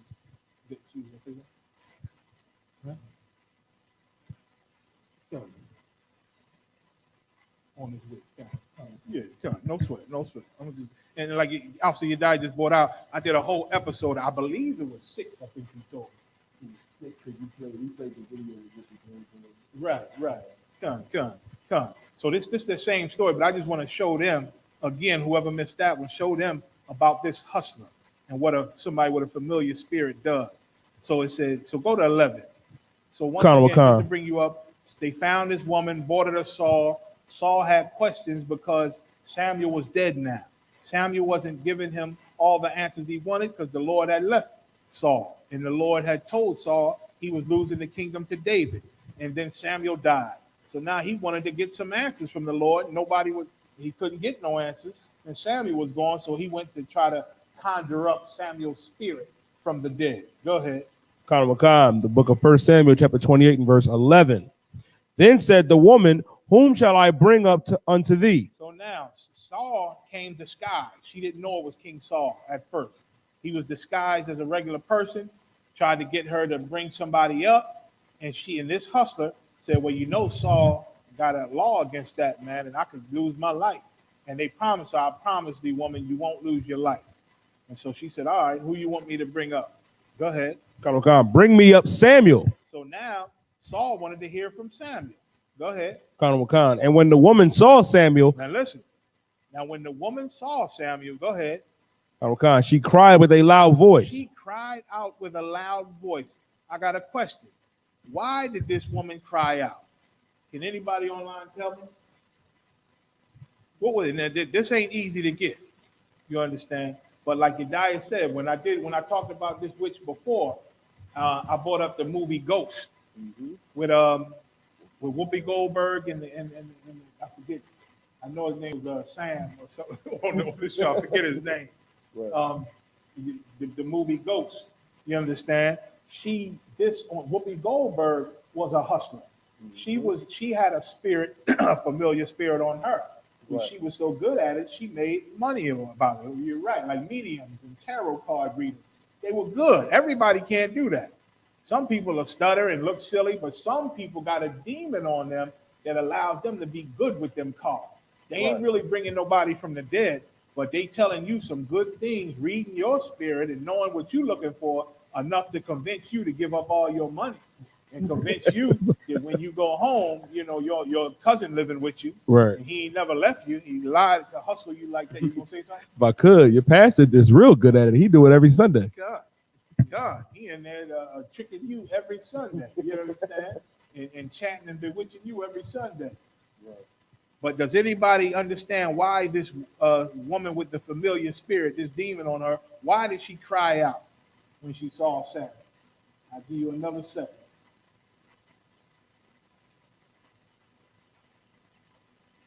I'm going to have to answer you, Di. This ain't easy. Let me ask you a question on the movie Ghost. On the movie Ghost, Whoopi Goldberg was hustling people, right? Now, when these certain people came in and she was trying to hustle them, Sam walked into the room, right? And when Sam was talking, he said, man, this is BS, right? And when he said it, because he knew she was hustling. And when he said it, she heard him and she opened her eyes and looked around like, what in the hell was that? What in the hell was that? And so she went on trying to hustle these people. And then Sam said something else. He laughed and said, I can't believe they believe in this. And she heard him again. And she like, what the hell is that? And her people was like, what's wrong, Annie Mae, or whatever her name was in the movie. And she said, y'all don't hear that? And he started talking like, you can hear me? You can hear me? And she said, oh my God, I can hear you. She said, say my name, say it. He said, say Sam, say Sam. And she ran across the room, said, Sam, and ran out the room, going crazy. Why did Whoopi Goldberg go crazy when she heard Sam, if this is what she does? Why did this witch that was talking to Saul, why did she scream out with a loud voice, if this is what she does? Who can answer me? Zaquan looked like he got it. Damn right. Zaquan Bunya Howard, you got it right, brother. He said she never seen anything while she was hustling because it was all a hustle and she never heard nobody from the dead really talk. She never had a vision or seen anybody from the dead. It was all hustles and lies, enchantments. And on the movie Ghost, When Sam started talking, she heard him for the first time in her life. She actually heard somebody from the dead. And Whoopi Goldberg went crazy. Right. That's why this witch that was talking to Saul screamed out like she did. Read that again, Yediah. She did what? Colonel Wakan, sir. She screamed out because all her life she was a hustler, and she was good at it. Right. So much to she had a reputation to Saul's servants went and found her when he was looking for a witch with a familiar spirit. And this woman, she said, who you want me to bring up? Saul said, Samuel. And she started to do her thing, do her whole hustle. And then all of a sudden, she really saw something. Right. Go ahead. Colonel Wakan. And when the woman saw Samuel, she cried with a loud voice. So the Most High did something special in this moment. The Most High had her really see something, and she cried with a loud voice for dear life. It's like you seeing a monster for the first time. She saw a spirit for the first time, aka an angel, a servant of the Lord. Right. And she cried with a loud voice. Go ahead. Colonel Wakan. And the woman spake to Saul, saying, why hast thou deceived me? And the woman said, why hast thou deceived me? Because now she know something is going on here. Something is going on here, and you done deceived me because this ain't my normal hustle. I'm really seeing something. And like the brother said, it caught her off guard. She was scared to death. You understand? Go ahead. Colonel Wakan. For thou art Saul. Go ahead. And the king said unto her, be not afraid for what thou sawest. Don't be afraid for what you saw. Go ahead. Colonel Wakan. For what thou sawest thou. And the woman said unto Saul, I saw gods ascending out of the earth. And Saul said, what are you seeing? What are you seeing? And he said, I'm seeing gods or powers ascending out of the earth. She saw angels. She saw angels and spirits coming out of the earth. Now, once again, Samuel's not in the earth. Samuel been dead, spirit up with the Lord, bodied and decayed. You understand? He ain't came back to life. She ain't seeing him. He ain't getting up out of the ground.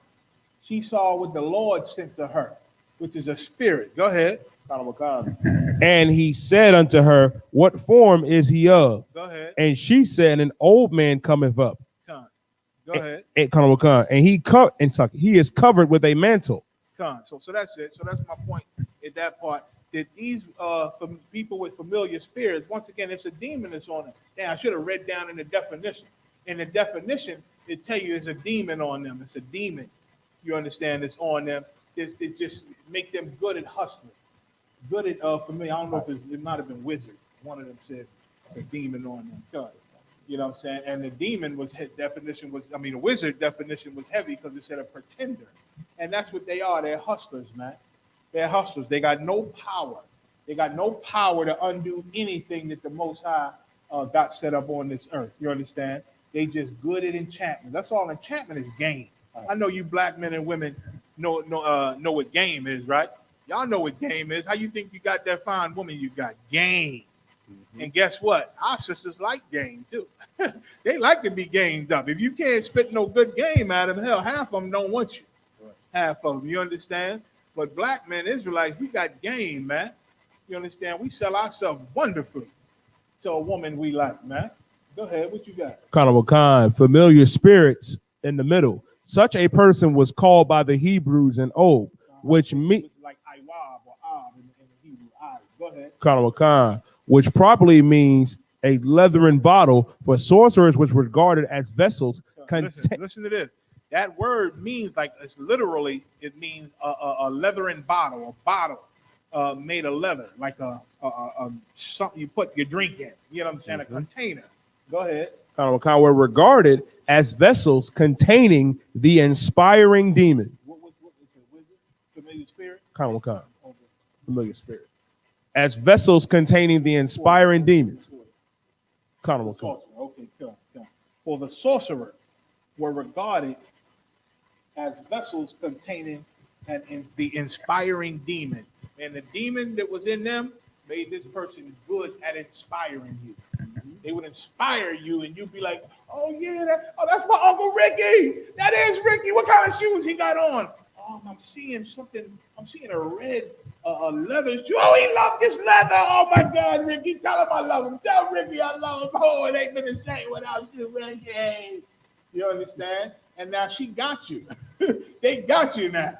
They feed on that Ricky and feed, and Ricky, he said something like, he's sorry for, oh my God, he's sorry for what he did to my TV. Yes, yes. Oh, I forgive you, Ricky. I know it wasn't your fault. And then they got you. You understand? You damn near giving them the answers as they talking to you, and they good at what they do. You understand? Because the demon is on. They good at hustling you. You understand? But it's all a hustle. And this woman screamed out because for the first time in her life, she really saw something supernatural. You understand?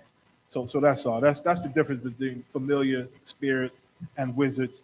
They all hustlers, and none of them are real, and none of them got the power to do what they do unless the Lord step in. Right. You want to say something? Oh no. No sweat. Where we at? Number 2? Number 3. Number 3. Okay, good. The Salakia, sir. When Esau died, does the Most High reincarnate him, or will he not come back until it's time for him to be a slave? No sweat. No sweat. The brother want to know, do Edomites, when they die, are they reincarnated? Or are they just, waiting to come back to be our slaves, that day when we putting our foot all the way in their rear ends? That's going to be a beautiful day, brother. But Esau, they come back just like we come back. They are reincarnated. Ecclesiastes 1 and 9, and then 6 and 10. They come back just like we come back. All humans, all people. You understand? The Lord got them. They are reincarnated just like we are. Just like we have. This is not our first time here. You understand? And we serving our King. Most likely, we served Moses back in ancient times. And we was on the side of the righteous back in ancient times. And the people that oppress us now, most likely they were oppressing us back then or doing evil to us back then. You understand? Just like once upon, and I'm gonna get into that, Lord willing.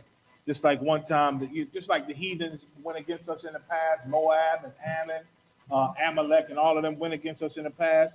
They still hate us and go against us today, because those are the same people, the same spirits in them.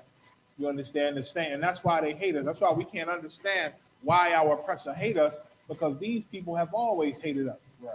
Because of the history. Hell, we were fighting in the womb, first of all, and then Esau was pissed off at Jacob for getting the birthright that he sold, but he was still pissed off, wanted to murder Jacob.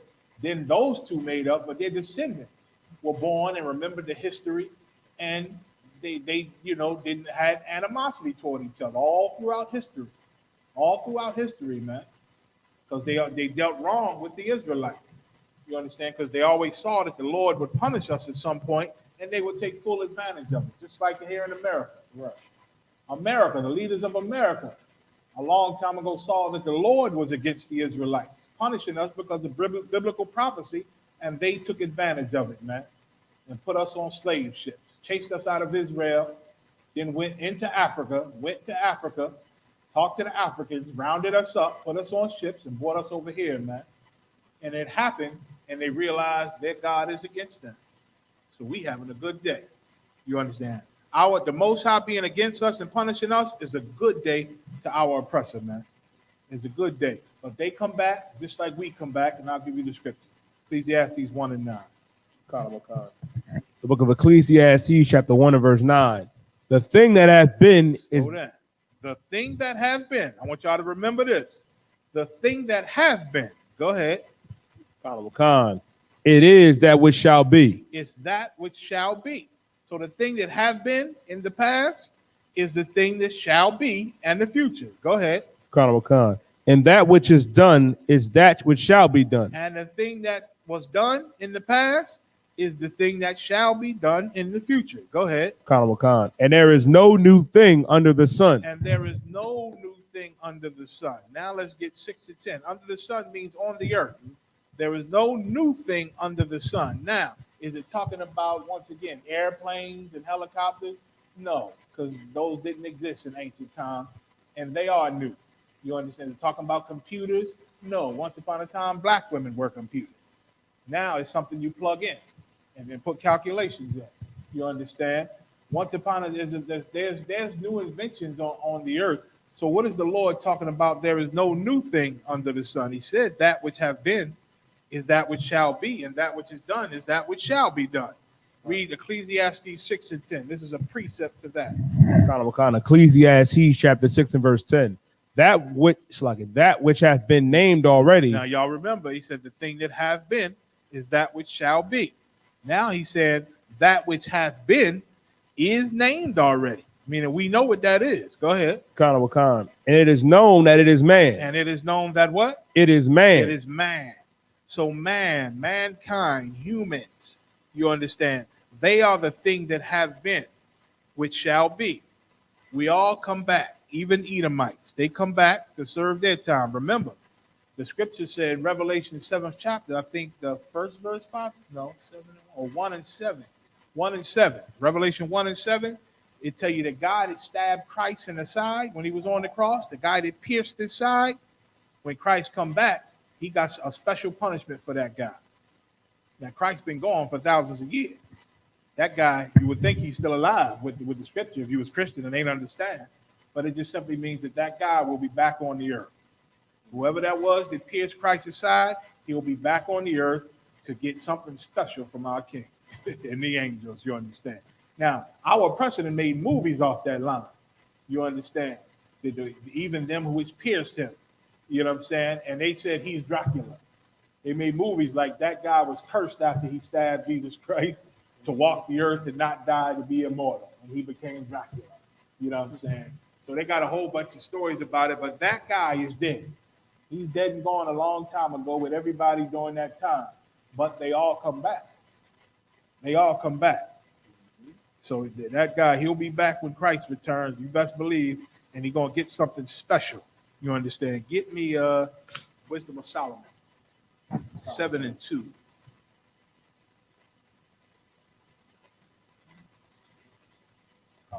And then I'm going to end with one. Matter of fact, start with Psalms 104. You got that. Psalms 104, 29 and 30 is all I need. The book of Psalms, chapter 104 and verse 29. Thy height is thy face. Talking about the Most High. When the Most High ready for you to die, he'll just simply turn his face. He'll hide his face from you. Go ahead. They are troubled. And then you die. You're troubled. Something will happen. Go ahead. Thou takest away thy breath. And then your breath is gone. Go ahead. They die. And when your breath go away, you die. If you can't breathe, if you ain't breathing no more, you die. And your spirit goes to the Most High. Go ahead. And return to their dust. And your flesh, he goes back to his dust. It's put in the ground. If you know, which is Israelite custom. We're not into cremation and burning ourselves or putting ourselves on a boat with coins in our eyes and sailing the boat while you're on fire. We're not into that. We bury our dead. Right. You understand? And the Lord said, and return to their dust. Go ahead. Thou sendest forth thy spirit. Thou sendest forth thy spirit, because all of our spirits belong to the Most High. So the Most High, in his infinite will, he'll send forth that same spirit that left that body. He'll send it back. Go ahead. They are created. And then that spirit goes into a baby that's being formed in a woman's stomach, and they are created. Go ahead. And thou renewest the face of the earth. And that's how the Most High creates people. That's how he renews the face of the earth. That's how the earth gets a population. It gets people. That's how he does it. And everybody, that happens to everybody. That happens to every race, every nation. Give me Wisdom of Solomon 7 and 2. Wisdom of Solomon, chapter 7 and verse 2. And in my mother's womb was fashioned to be flesh in the time of 10 months. So now, everybody was formed in their mother's womb, developing. They say 9 months, 10 months, whatever. You know, I go with the scriptures because Esau, he messed with the calendar. He got 28 days, some days 29, some other days. But 9, 10 months is the normal time that a baby's developed in their mother's womb. Go ahead. Being compacted in blood of the seed of man. Of the what? Of the seed of man. Remember that. Remember that later down. It said of the seed of man. Why? Because a woman does not get pregnant without the seed of man. Right. You understand? A woman can't get pregnant without the seed of man. Her seed is just the thing that feeds the male seed. His seed goes into the woman and feeds her seed. You understand? She only has a seed or a child when the man puts it in her. You understand? That's the only way a woman can have seed or children is when the man puts his seed inside of her. And the thing that's in her, the egg or whatever you call it, it's like soil. It's like fertilizer. It feeds the man's seed that comes out of him. You understand? Of the seed of man. Go ahead. Carnival Khan. And the pleasure that came with sleep. And the pleasure that came with sleep. Now, when you sleep, what pleasure you get? This sleep is another type of sleep. That pleasure that comes with sleep. When you with your woman and y'all sleep together in the bed. Y'all ain't really sleeping, and there's a lot of pleasure going on. That way, that's how the man's seed get into the woman. You understand? Through sex. Of the seed of man and the pleasure that came with sleep. Read on. Carnival Khan. Verse 3. And when I was born, I drew in the common air. And then you're born. You come out of your mother's body and you breathe in the air. Everybody breathes. Go ahead. Carnival Khan. And fell upon the earth. And fell upon the earth. Well, now, Lord willing, they're going to catch you. They're going to let you land on, they're going to pull you out and hold you in your hands. You fell upon the earth, meaning now you on the earth. Go ahead. Carnival Khan, which is like nature. Which is of like nature. Go ahead. Carnival Khan, which is of like nature. And the first voice which I uttered was crying. And like all babies come out, the first sound they make is crying. Go ahead. That's why. And if you ain't crying, they'll smack you on the behind or do something to make you cry because that means you're normal. Go ahead. Right. Carnival Khan. As all others do. As how many? As all others do. All others do, even Edomites. Go ahead. Carnival Khan. I was nursed in saddling clothes. Swaddling clothes. That's some soft, cushiony clothes that, the little towel they wrap around the baby in the hospital. Soft clothing, cotton and very soft clothing that you put on baby skin when they're born. Go ahead. Carnival Khan. And that with cares. And that with cares. They take care of you. They make sure you're okay. You understand? Read. Carnival Khan. For there is no king. There is what? For there is no king. There is no king. Go ahead. That had any other beginning of birth. That had any other beginning of birth. Any king that ever existed came out the same way the poor man came out. Right. The poor man came out just like this, and so did the greatest king, including Yahushua, right? Including our King Jesus Christ. He came out this same way. No other king, no king that had any other beginning of birth. Read. Carnival Khan. For all men. For what? For all men. For what? For all men. For all men. Israelites, Edomites, Moabites, Ammonites, Hamites, all men, Ishmaelites. All men, go ahead. Have one entrance into life. Have one entrance into life. The Lord, go ahead. Carnival Khan. And light going out. And guess what? The same way going out. When we die, the flesh go to this dust, the spirit go to the Most High, wherever he has them go, or whatever he doing, until he decides to send them back. Send them spirits back to replenish the earth. All men come into earth, come into life that same way. Over and over again, and we go out dying the same way. You understand? Our spirit go to the Lord, and after whatever time he decides, he send us back. So yes, Esau, the white man, our oppressor, he comes back time and time again also. And all of them that die, when our king come back, a lot of them going to die. A lot going to survive. And we're going to put chains around their necks and feet. And they're going to go into slavery. But the ones that don't make it and die, they're going to still come back in reincarnation on the other side in our kingdom to be slaves. They're going to be born to the ones that survive. You understand? They're going to be born to them to work hard and get your wine and to get your whiskey and to do whatever you like. To bring your fruit and pineapples to make sure it's rosebuds and flowers all over the ground for your children to run and play on. They're going to serve us, man. Right. But they come back in reincarnation just like all of us. Just like all of us. Let me see if I can get this last one in. Go ahead. Last question? Yes, last question. Will the Most High forgive the Christians that sincerely think they are following him? Read that one more time. Will the Most High forgive Christians that sincerely think they are following him?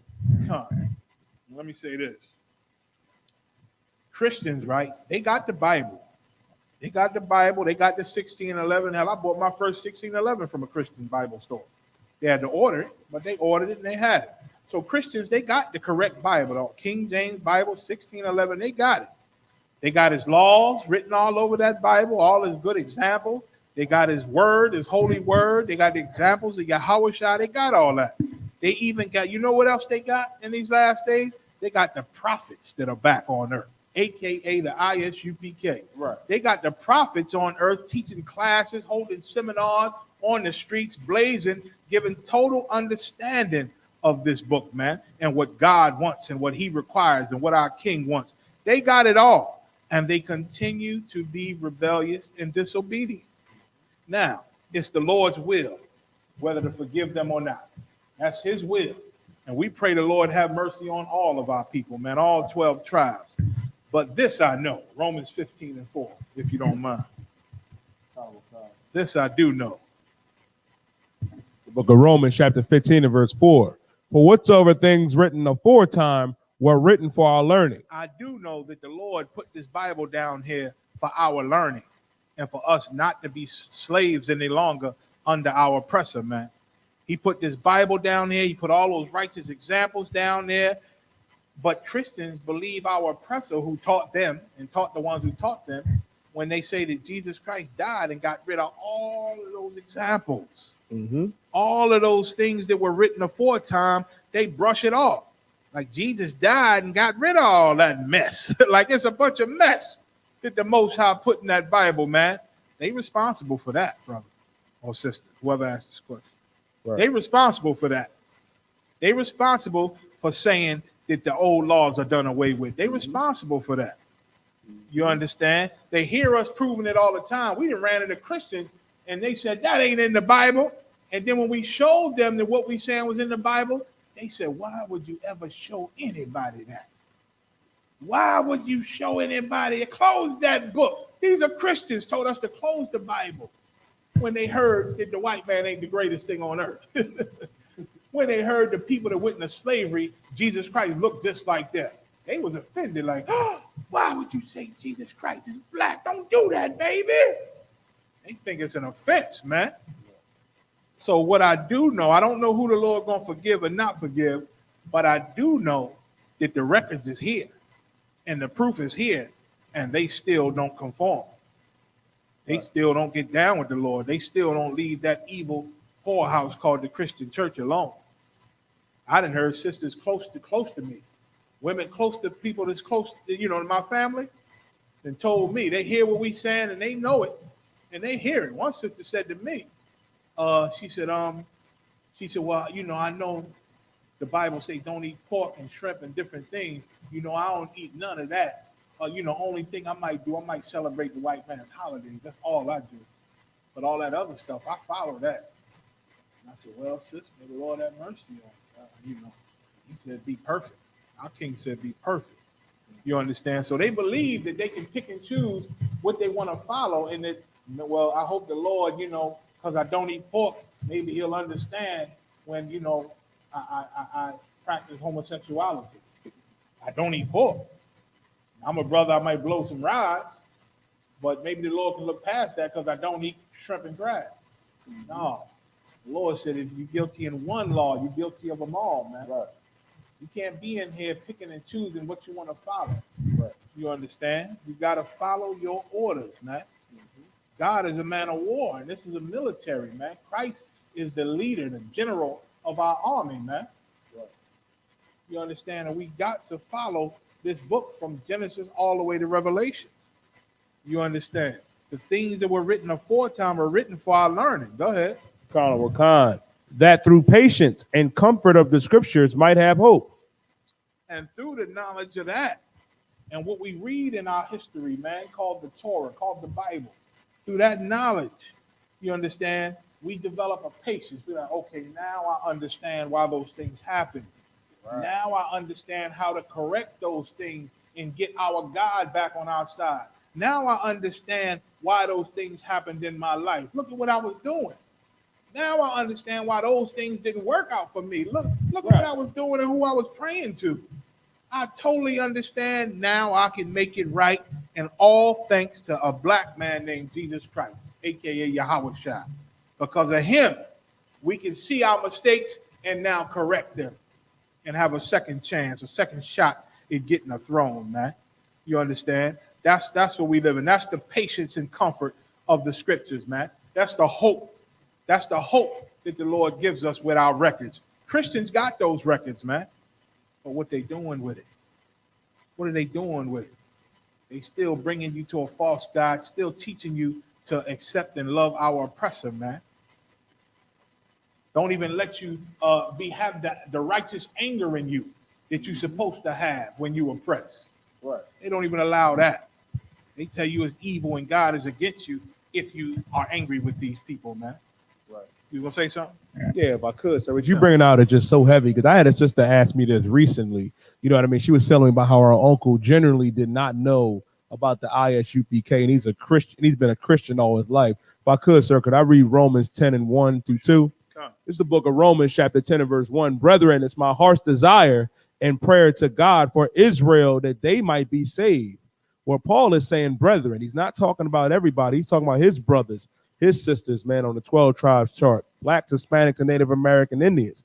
He's saying in verse 2, for I bear them record that they have a zeal of God, but not according to knowledge. A lot of our people have that natural zeal to want to serve the Most High, but it's not according to knowledge. And that's why you're in the Christian church. And that's why you're in the Muslim mosque. Verse 3 says, for they being ignorant of God's righteousness and going about to establish their own righteousness and have not submitted themselves unto the righteousness of God.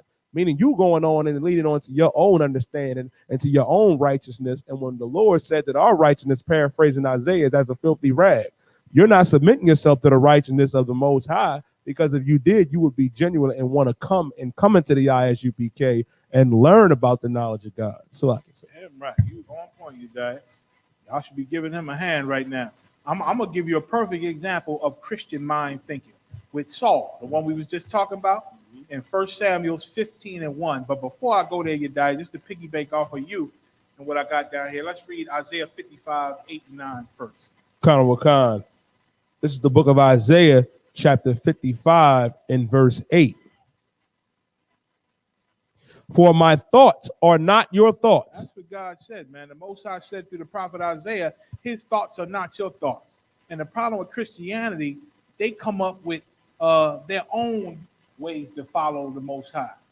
They read the Bible and see the Most High's orders, and then they come up with their own ways of serving it. And then got a nerve to say, you got to have a personal relationship with God. Meaning my relationship with God is personal to me, and yours is personal to you. But you can't put your personal relationship on my personal relationship. It's two different personal relationships. Right. And that just simply means I do what I want. I follow this law and that law. That's it. If I feel like you follow that other law and those other laws, that's it. Right. Now we two Christians. We got two different personal relationships, and that's that. Don't judge me, and I ain't gonna judge you. All that means is that we do what we want, we follow what we want, and nobody can tell us nothing. That's all that means. Mm-hmm. That's all that means, personal relationship. When the Lord said, my thoughts are not your thoughts, you can't come up with a way to serve the Most High. Right. You can't read what he's saying. Well, I know he said don't eat pork, but if you cook it good enough, it kill all the bad stuff that's in it and get all the worms out. I've read that somewhere. So the hell what? Mm-hmm. I don't care if you cook every goddamn worm out of the goddamn pig. The Lord said, don't eat it. Right. I don't care if you burn every piece of rotten juice out of the crab leg or whatever. The Lord said, don't eat it, man. You come up with your own ways to serve him, and that's going to get a lot of you killed. Right. You're going to lose your life over it, a lot of you. Read. Neither are your ways my ways. Neither are your ways my ways. Go ahead. Saith the Lord. Read. For as the heavens are higher than the earth. And you trying to figure out why God said we can't eat pork. Why did God say not to eat shrimp? I love tuna. Why God say not to? Why it got to have scales? Why he do that? Why? Why the Lord do this and that and do this and that? His ways, to say, as the heavens are higher than the earth. Read. So are my ways higher than your ways. So are his ways higher than our ways, man. The Lord told Ezra was asking a bunch of questions. He said, Ezra, can thou bring back a day from the past? Can thou make yourself grow 1 inch at will? Can you change the hairs on your head to gray if you want it at will? You can't even do earthly things. So I'm paraphrasing, don't bother yourself with these high heavenly things. You ain't even figured out the earth yet. You understand?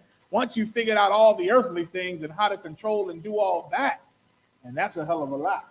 Right. The science that's down here that's undiscovered. Right. You understand? Once we figure all that out, then we can venture to ask a question about something higher than the earth. You understand? His ways are higher than our ways. Go ahead. And my thoughts than your thoughts. And his thoughts are higher than our thoughts, man. The Most High know what the hell he's doing. He created us. And he created this human body as a perfect body, man, a perfect vessel. And all the things in this earth to help us is perfect. The Most High got a perfect creation down here, man. Right. So following his orders, hell, it'll save your life. Now I'm going to give you an example of somebody who went into their own mind, who went into thinking like Christians of today think. Right. You understand? Let's start again at 1 Samuel 15 and 1. The book of 1 Samuel, chapter 15 and verse 1. Samuel also said unto Saul, the Lord sent me to anoint thee to be king over his people, over Israel. Now therefore hearken thou unto the voice of the words of the Lord. So now the prophet Samuel told Saul, the Lord chose you, man, to be king over Israel. It's a powerful position, man, and a holy position. He said, now listen to your orders. Hearken thou unto the voice of the Lord. Go ahead. Thus saith the Lord of hosts, I remember that which Amalek did to Israel. He said, I remember what those bastards, Amalek, which is a tribe of the Edomites. I remember what Amalek did. Today they're known as Jewish people. Right. Jewish people, the Khazar Empire. You understand? The Lord told Saul, I remember what they did to my children. Go ahead. How he laid wait for him in the way when he came up from Egypt. So when we came out of Egypt, Amalek was laying wait for us, man. Snuck up on us and started murdering us, man. Murdering our young, murdering our elders. The soldiers was in front, protecting Israel. They snuck up in the back and killed the weakest of us, man. Go ahead. Now go and smite Amalek. Now King Saul is getting his orders from the Most High, his commandments. He said, go and smite, meaning kill, destroy Amalek. Go ahead. And utterly destroy all that they had. And destroy everything that Amalek had. Go ahead. And spare them not. Don't spare Amalek or the things that they have. Go ahead.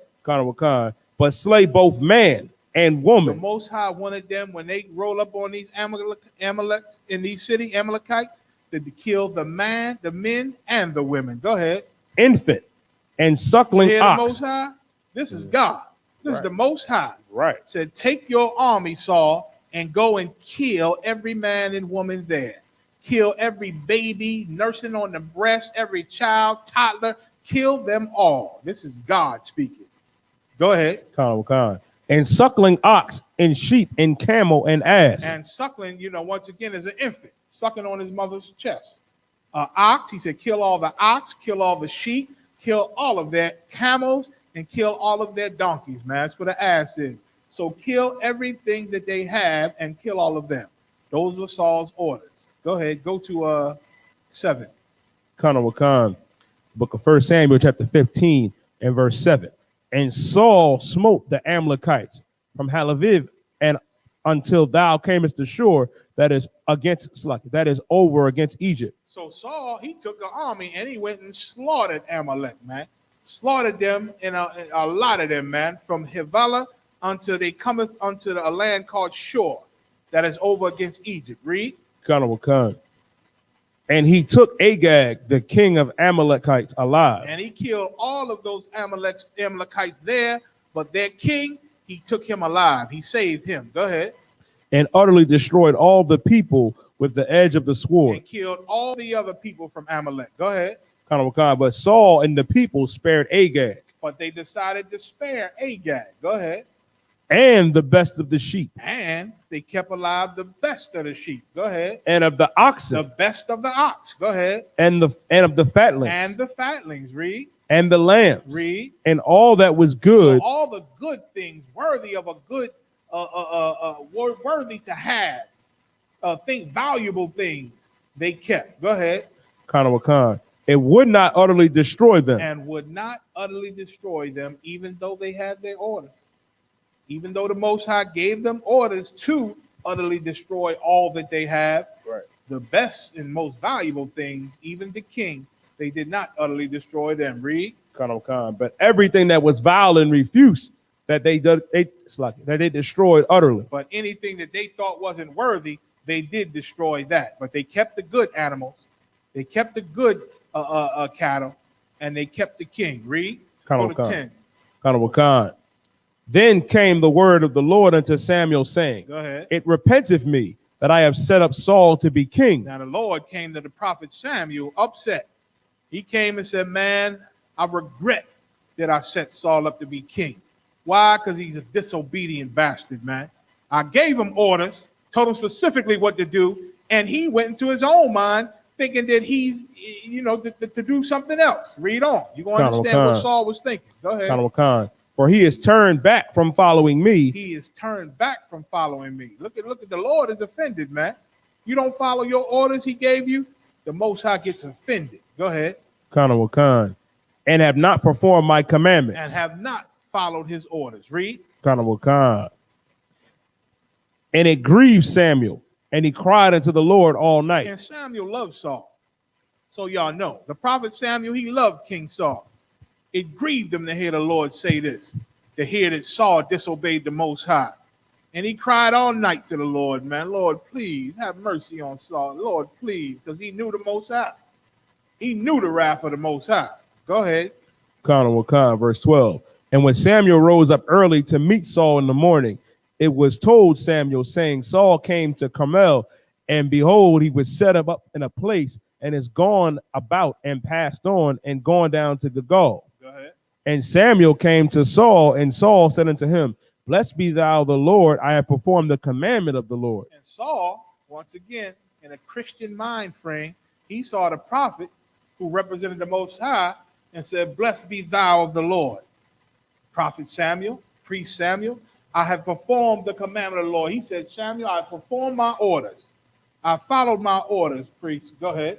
Khan. And Samuel said, What meaneth this bleating of the sheep in my ears? He said, well, if you followed your orders, why in the hell do I hear the sheep bleating? Go ahead. Khan.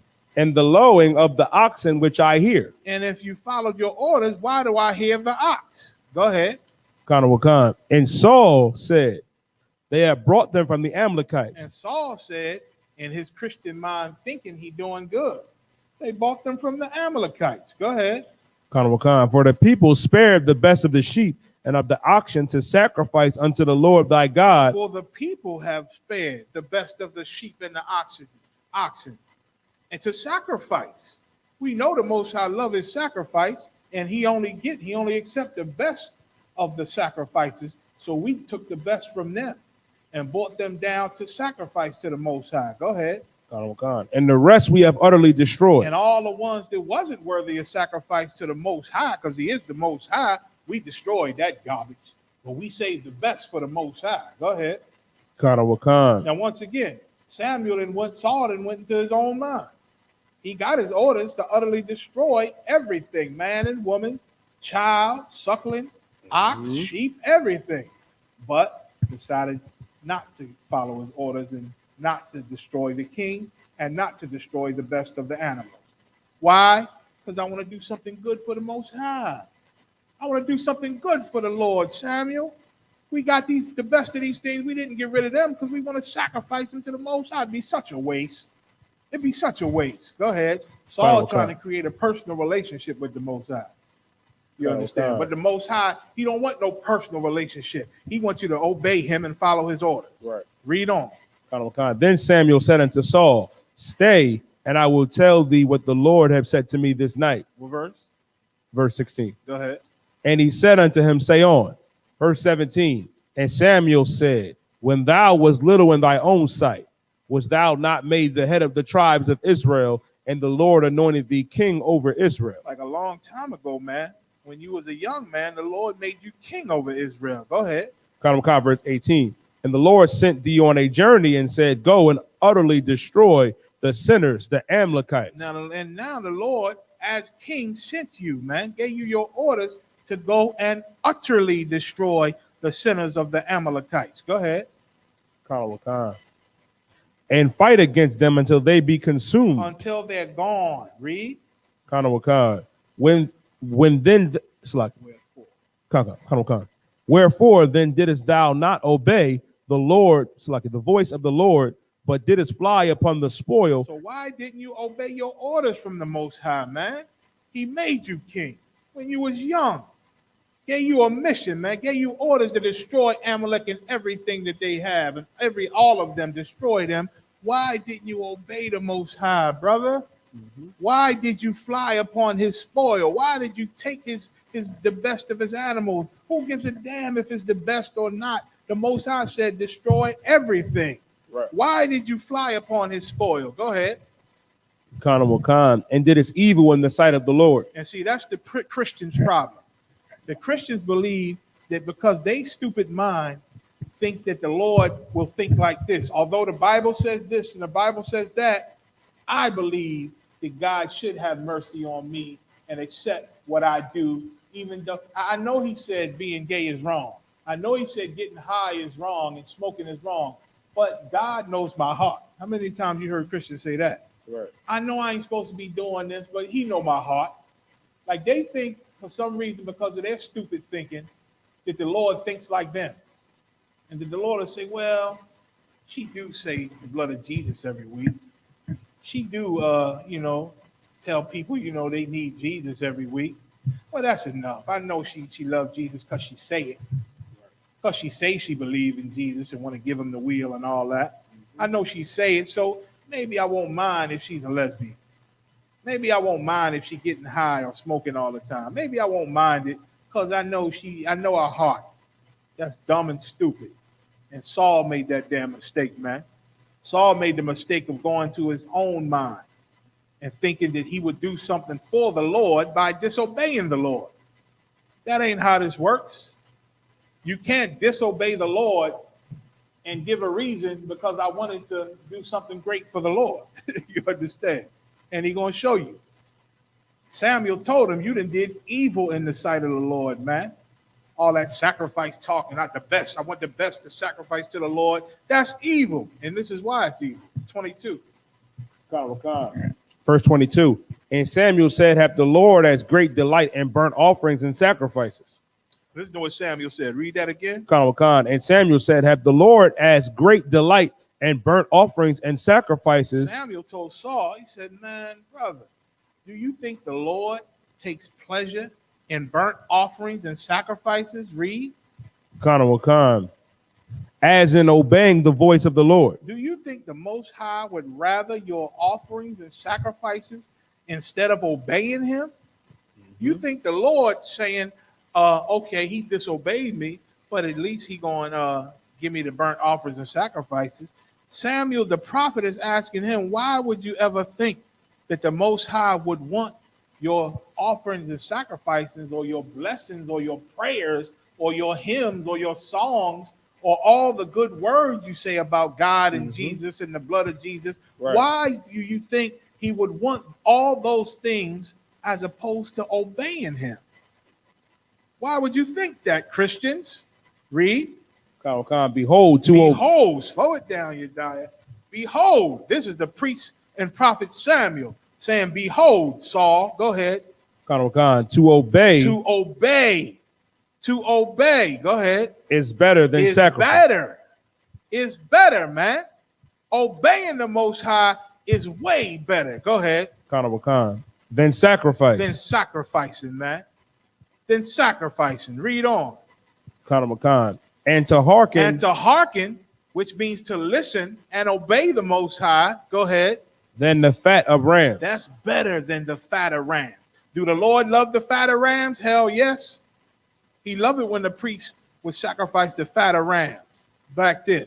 He loved it when they would give sacrifice with the oxen and the best of the animals, man. He break it all down in Leviticus how he liked that thing, man. Right. But to obey him is not better than that. He don't like that more than you obeying him. He don't like that more than you hearkening unto his words. Right. Read on. For rebellion is as the sin of witchcraft. Doing that is called rebellion. The Most High give you an order and you don't follow it, you are rebellious, man. And rebellion is as the sin of witchcraft. Go ahead. And stubbornness is as iniquity and idolatry. And stubbornness is the same as worshiping an idol, man.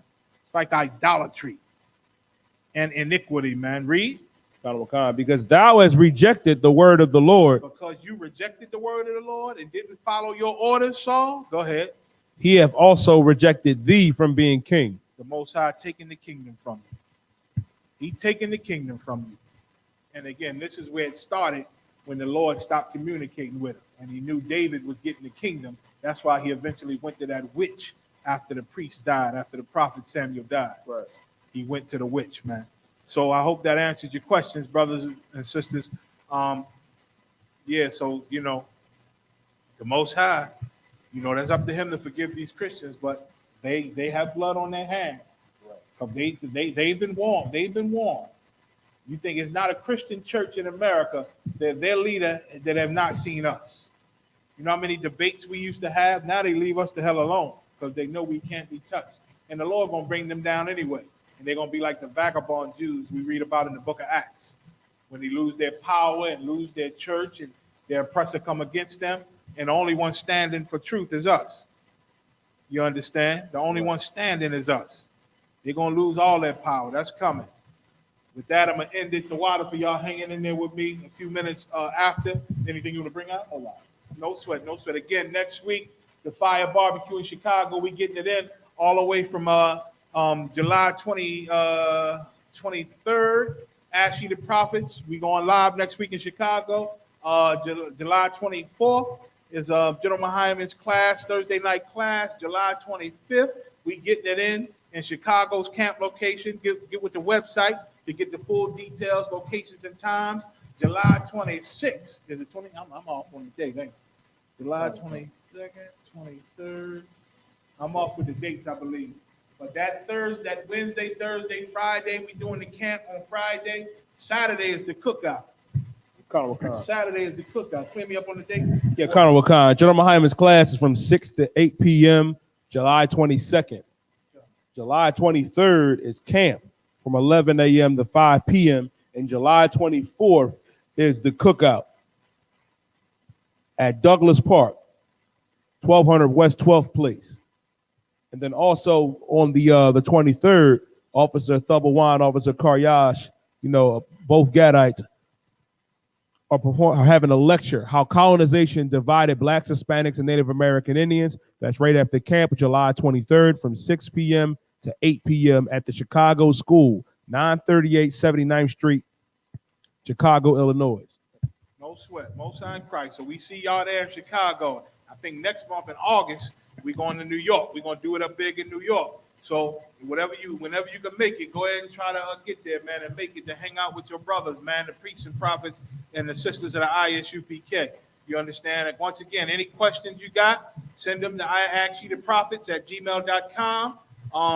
I ain't been seeing a lot of questions. I've been seeing the water, the brothers that send questions and the sisters, the water. But go on, don't be scared to send them questions in, man.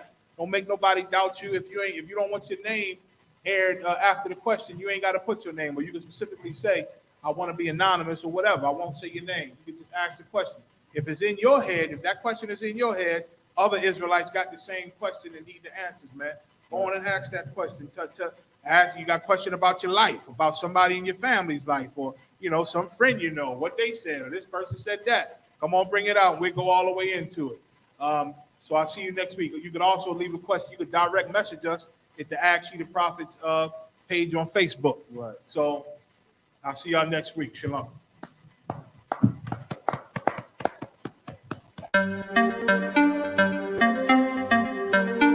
Yay, Zeal. You know the chop. Ayazahab. Badness no sir. Let me tell you how the badness steer. Dopey bad fly when the clock display. Tell a boy say no try box this face. Back switch face. You know how your blood clot casket stay, boy. You must see one Baptist prayer. When the map stick raise that big straight. Shot misplaced. The key them in your head stop misbehaved.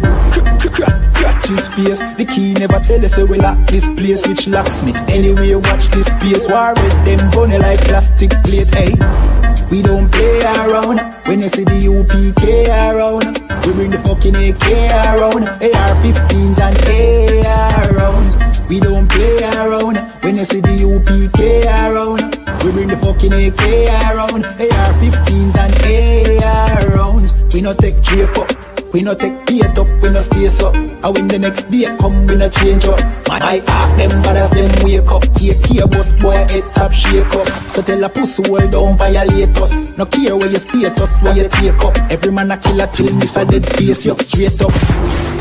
Great stuff, one Westling bigger than NATO. Man we boss it to NATO. Only man we afraid of, that are the creator, the maker. Hey, we don't play around. When you see the UPK around, we bring the fucking AK around. AR-15s and AR rounds. We don't play around. When you see the UPK around, we bring the fucking AK around. AR-15 and AR rounds. AR-15s and AR rounds. AR-15s and let me tell you how the badness steer. Dopey bad fly when the Glock display. Tell a boy say no try box this face. Back switch face. You know how your blood clot gasket stay boy. You must see one Baptist prayer. When the map stick raise that lick straight. Shot misplaced. The teeth them in your head stop misbehave. Crack his face. The key never tell us we lock this place. Which locksmith anyway watch this space. War with them bunny like plastic plates. We don't play around. When you see the UPK around, we bring the fucking AK around. AR-15s and AR rounds.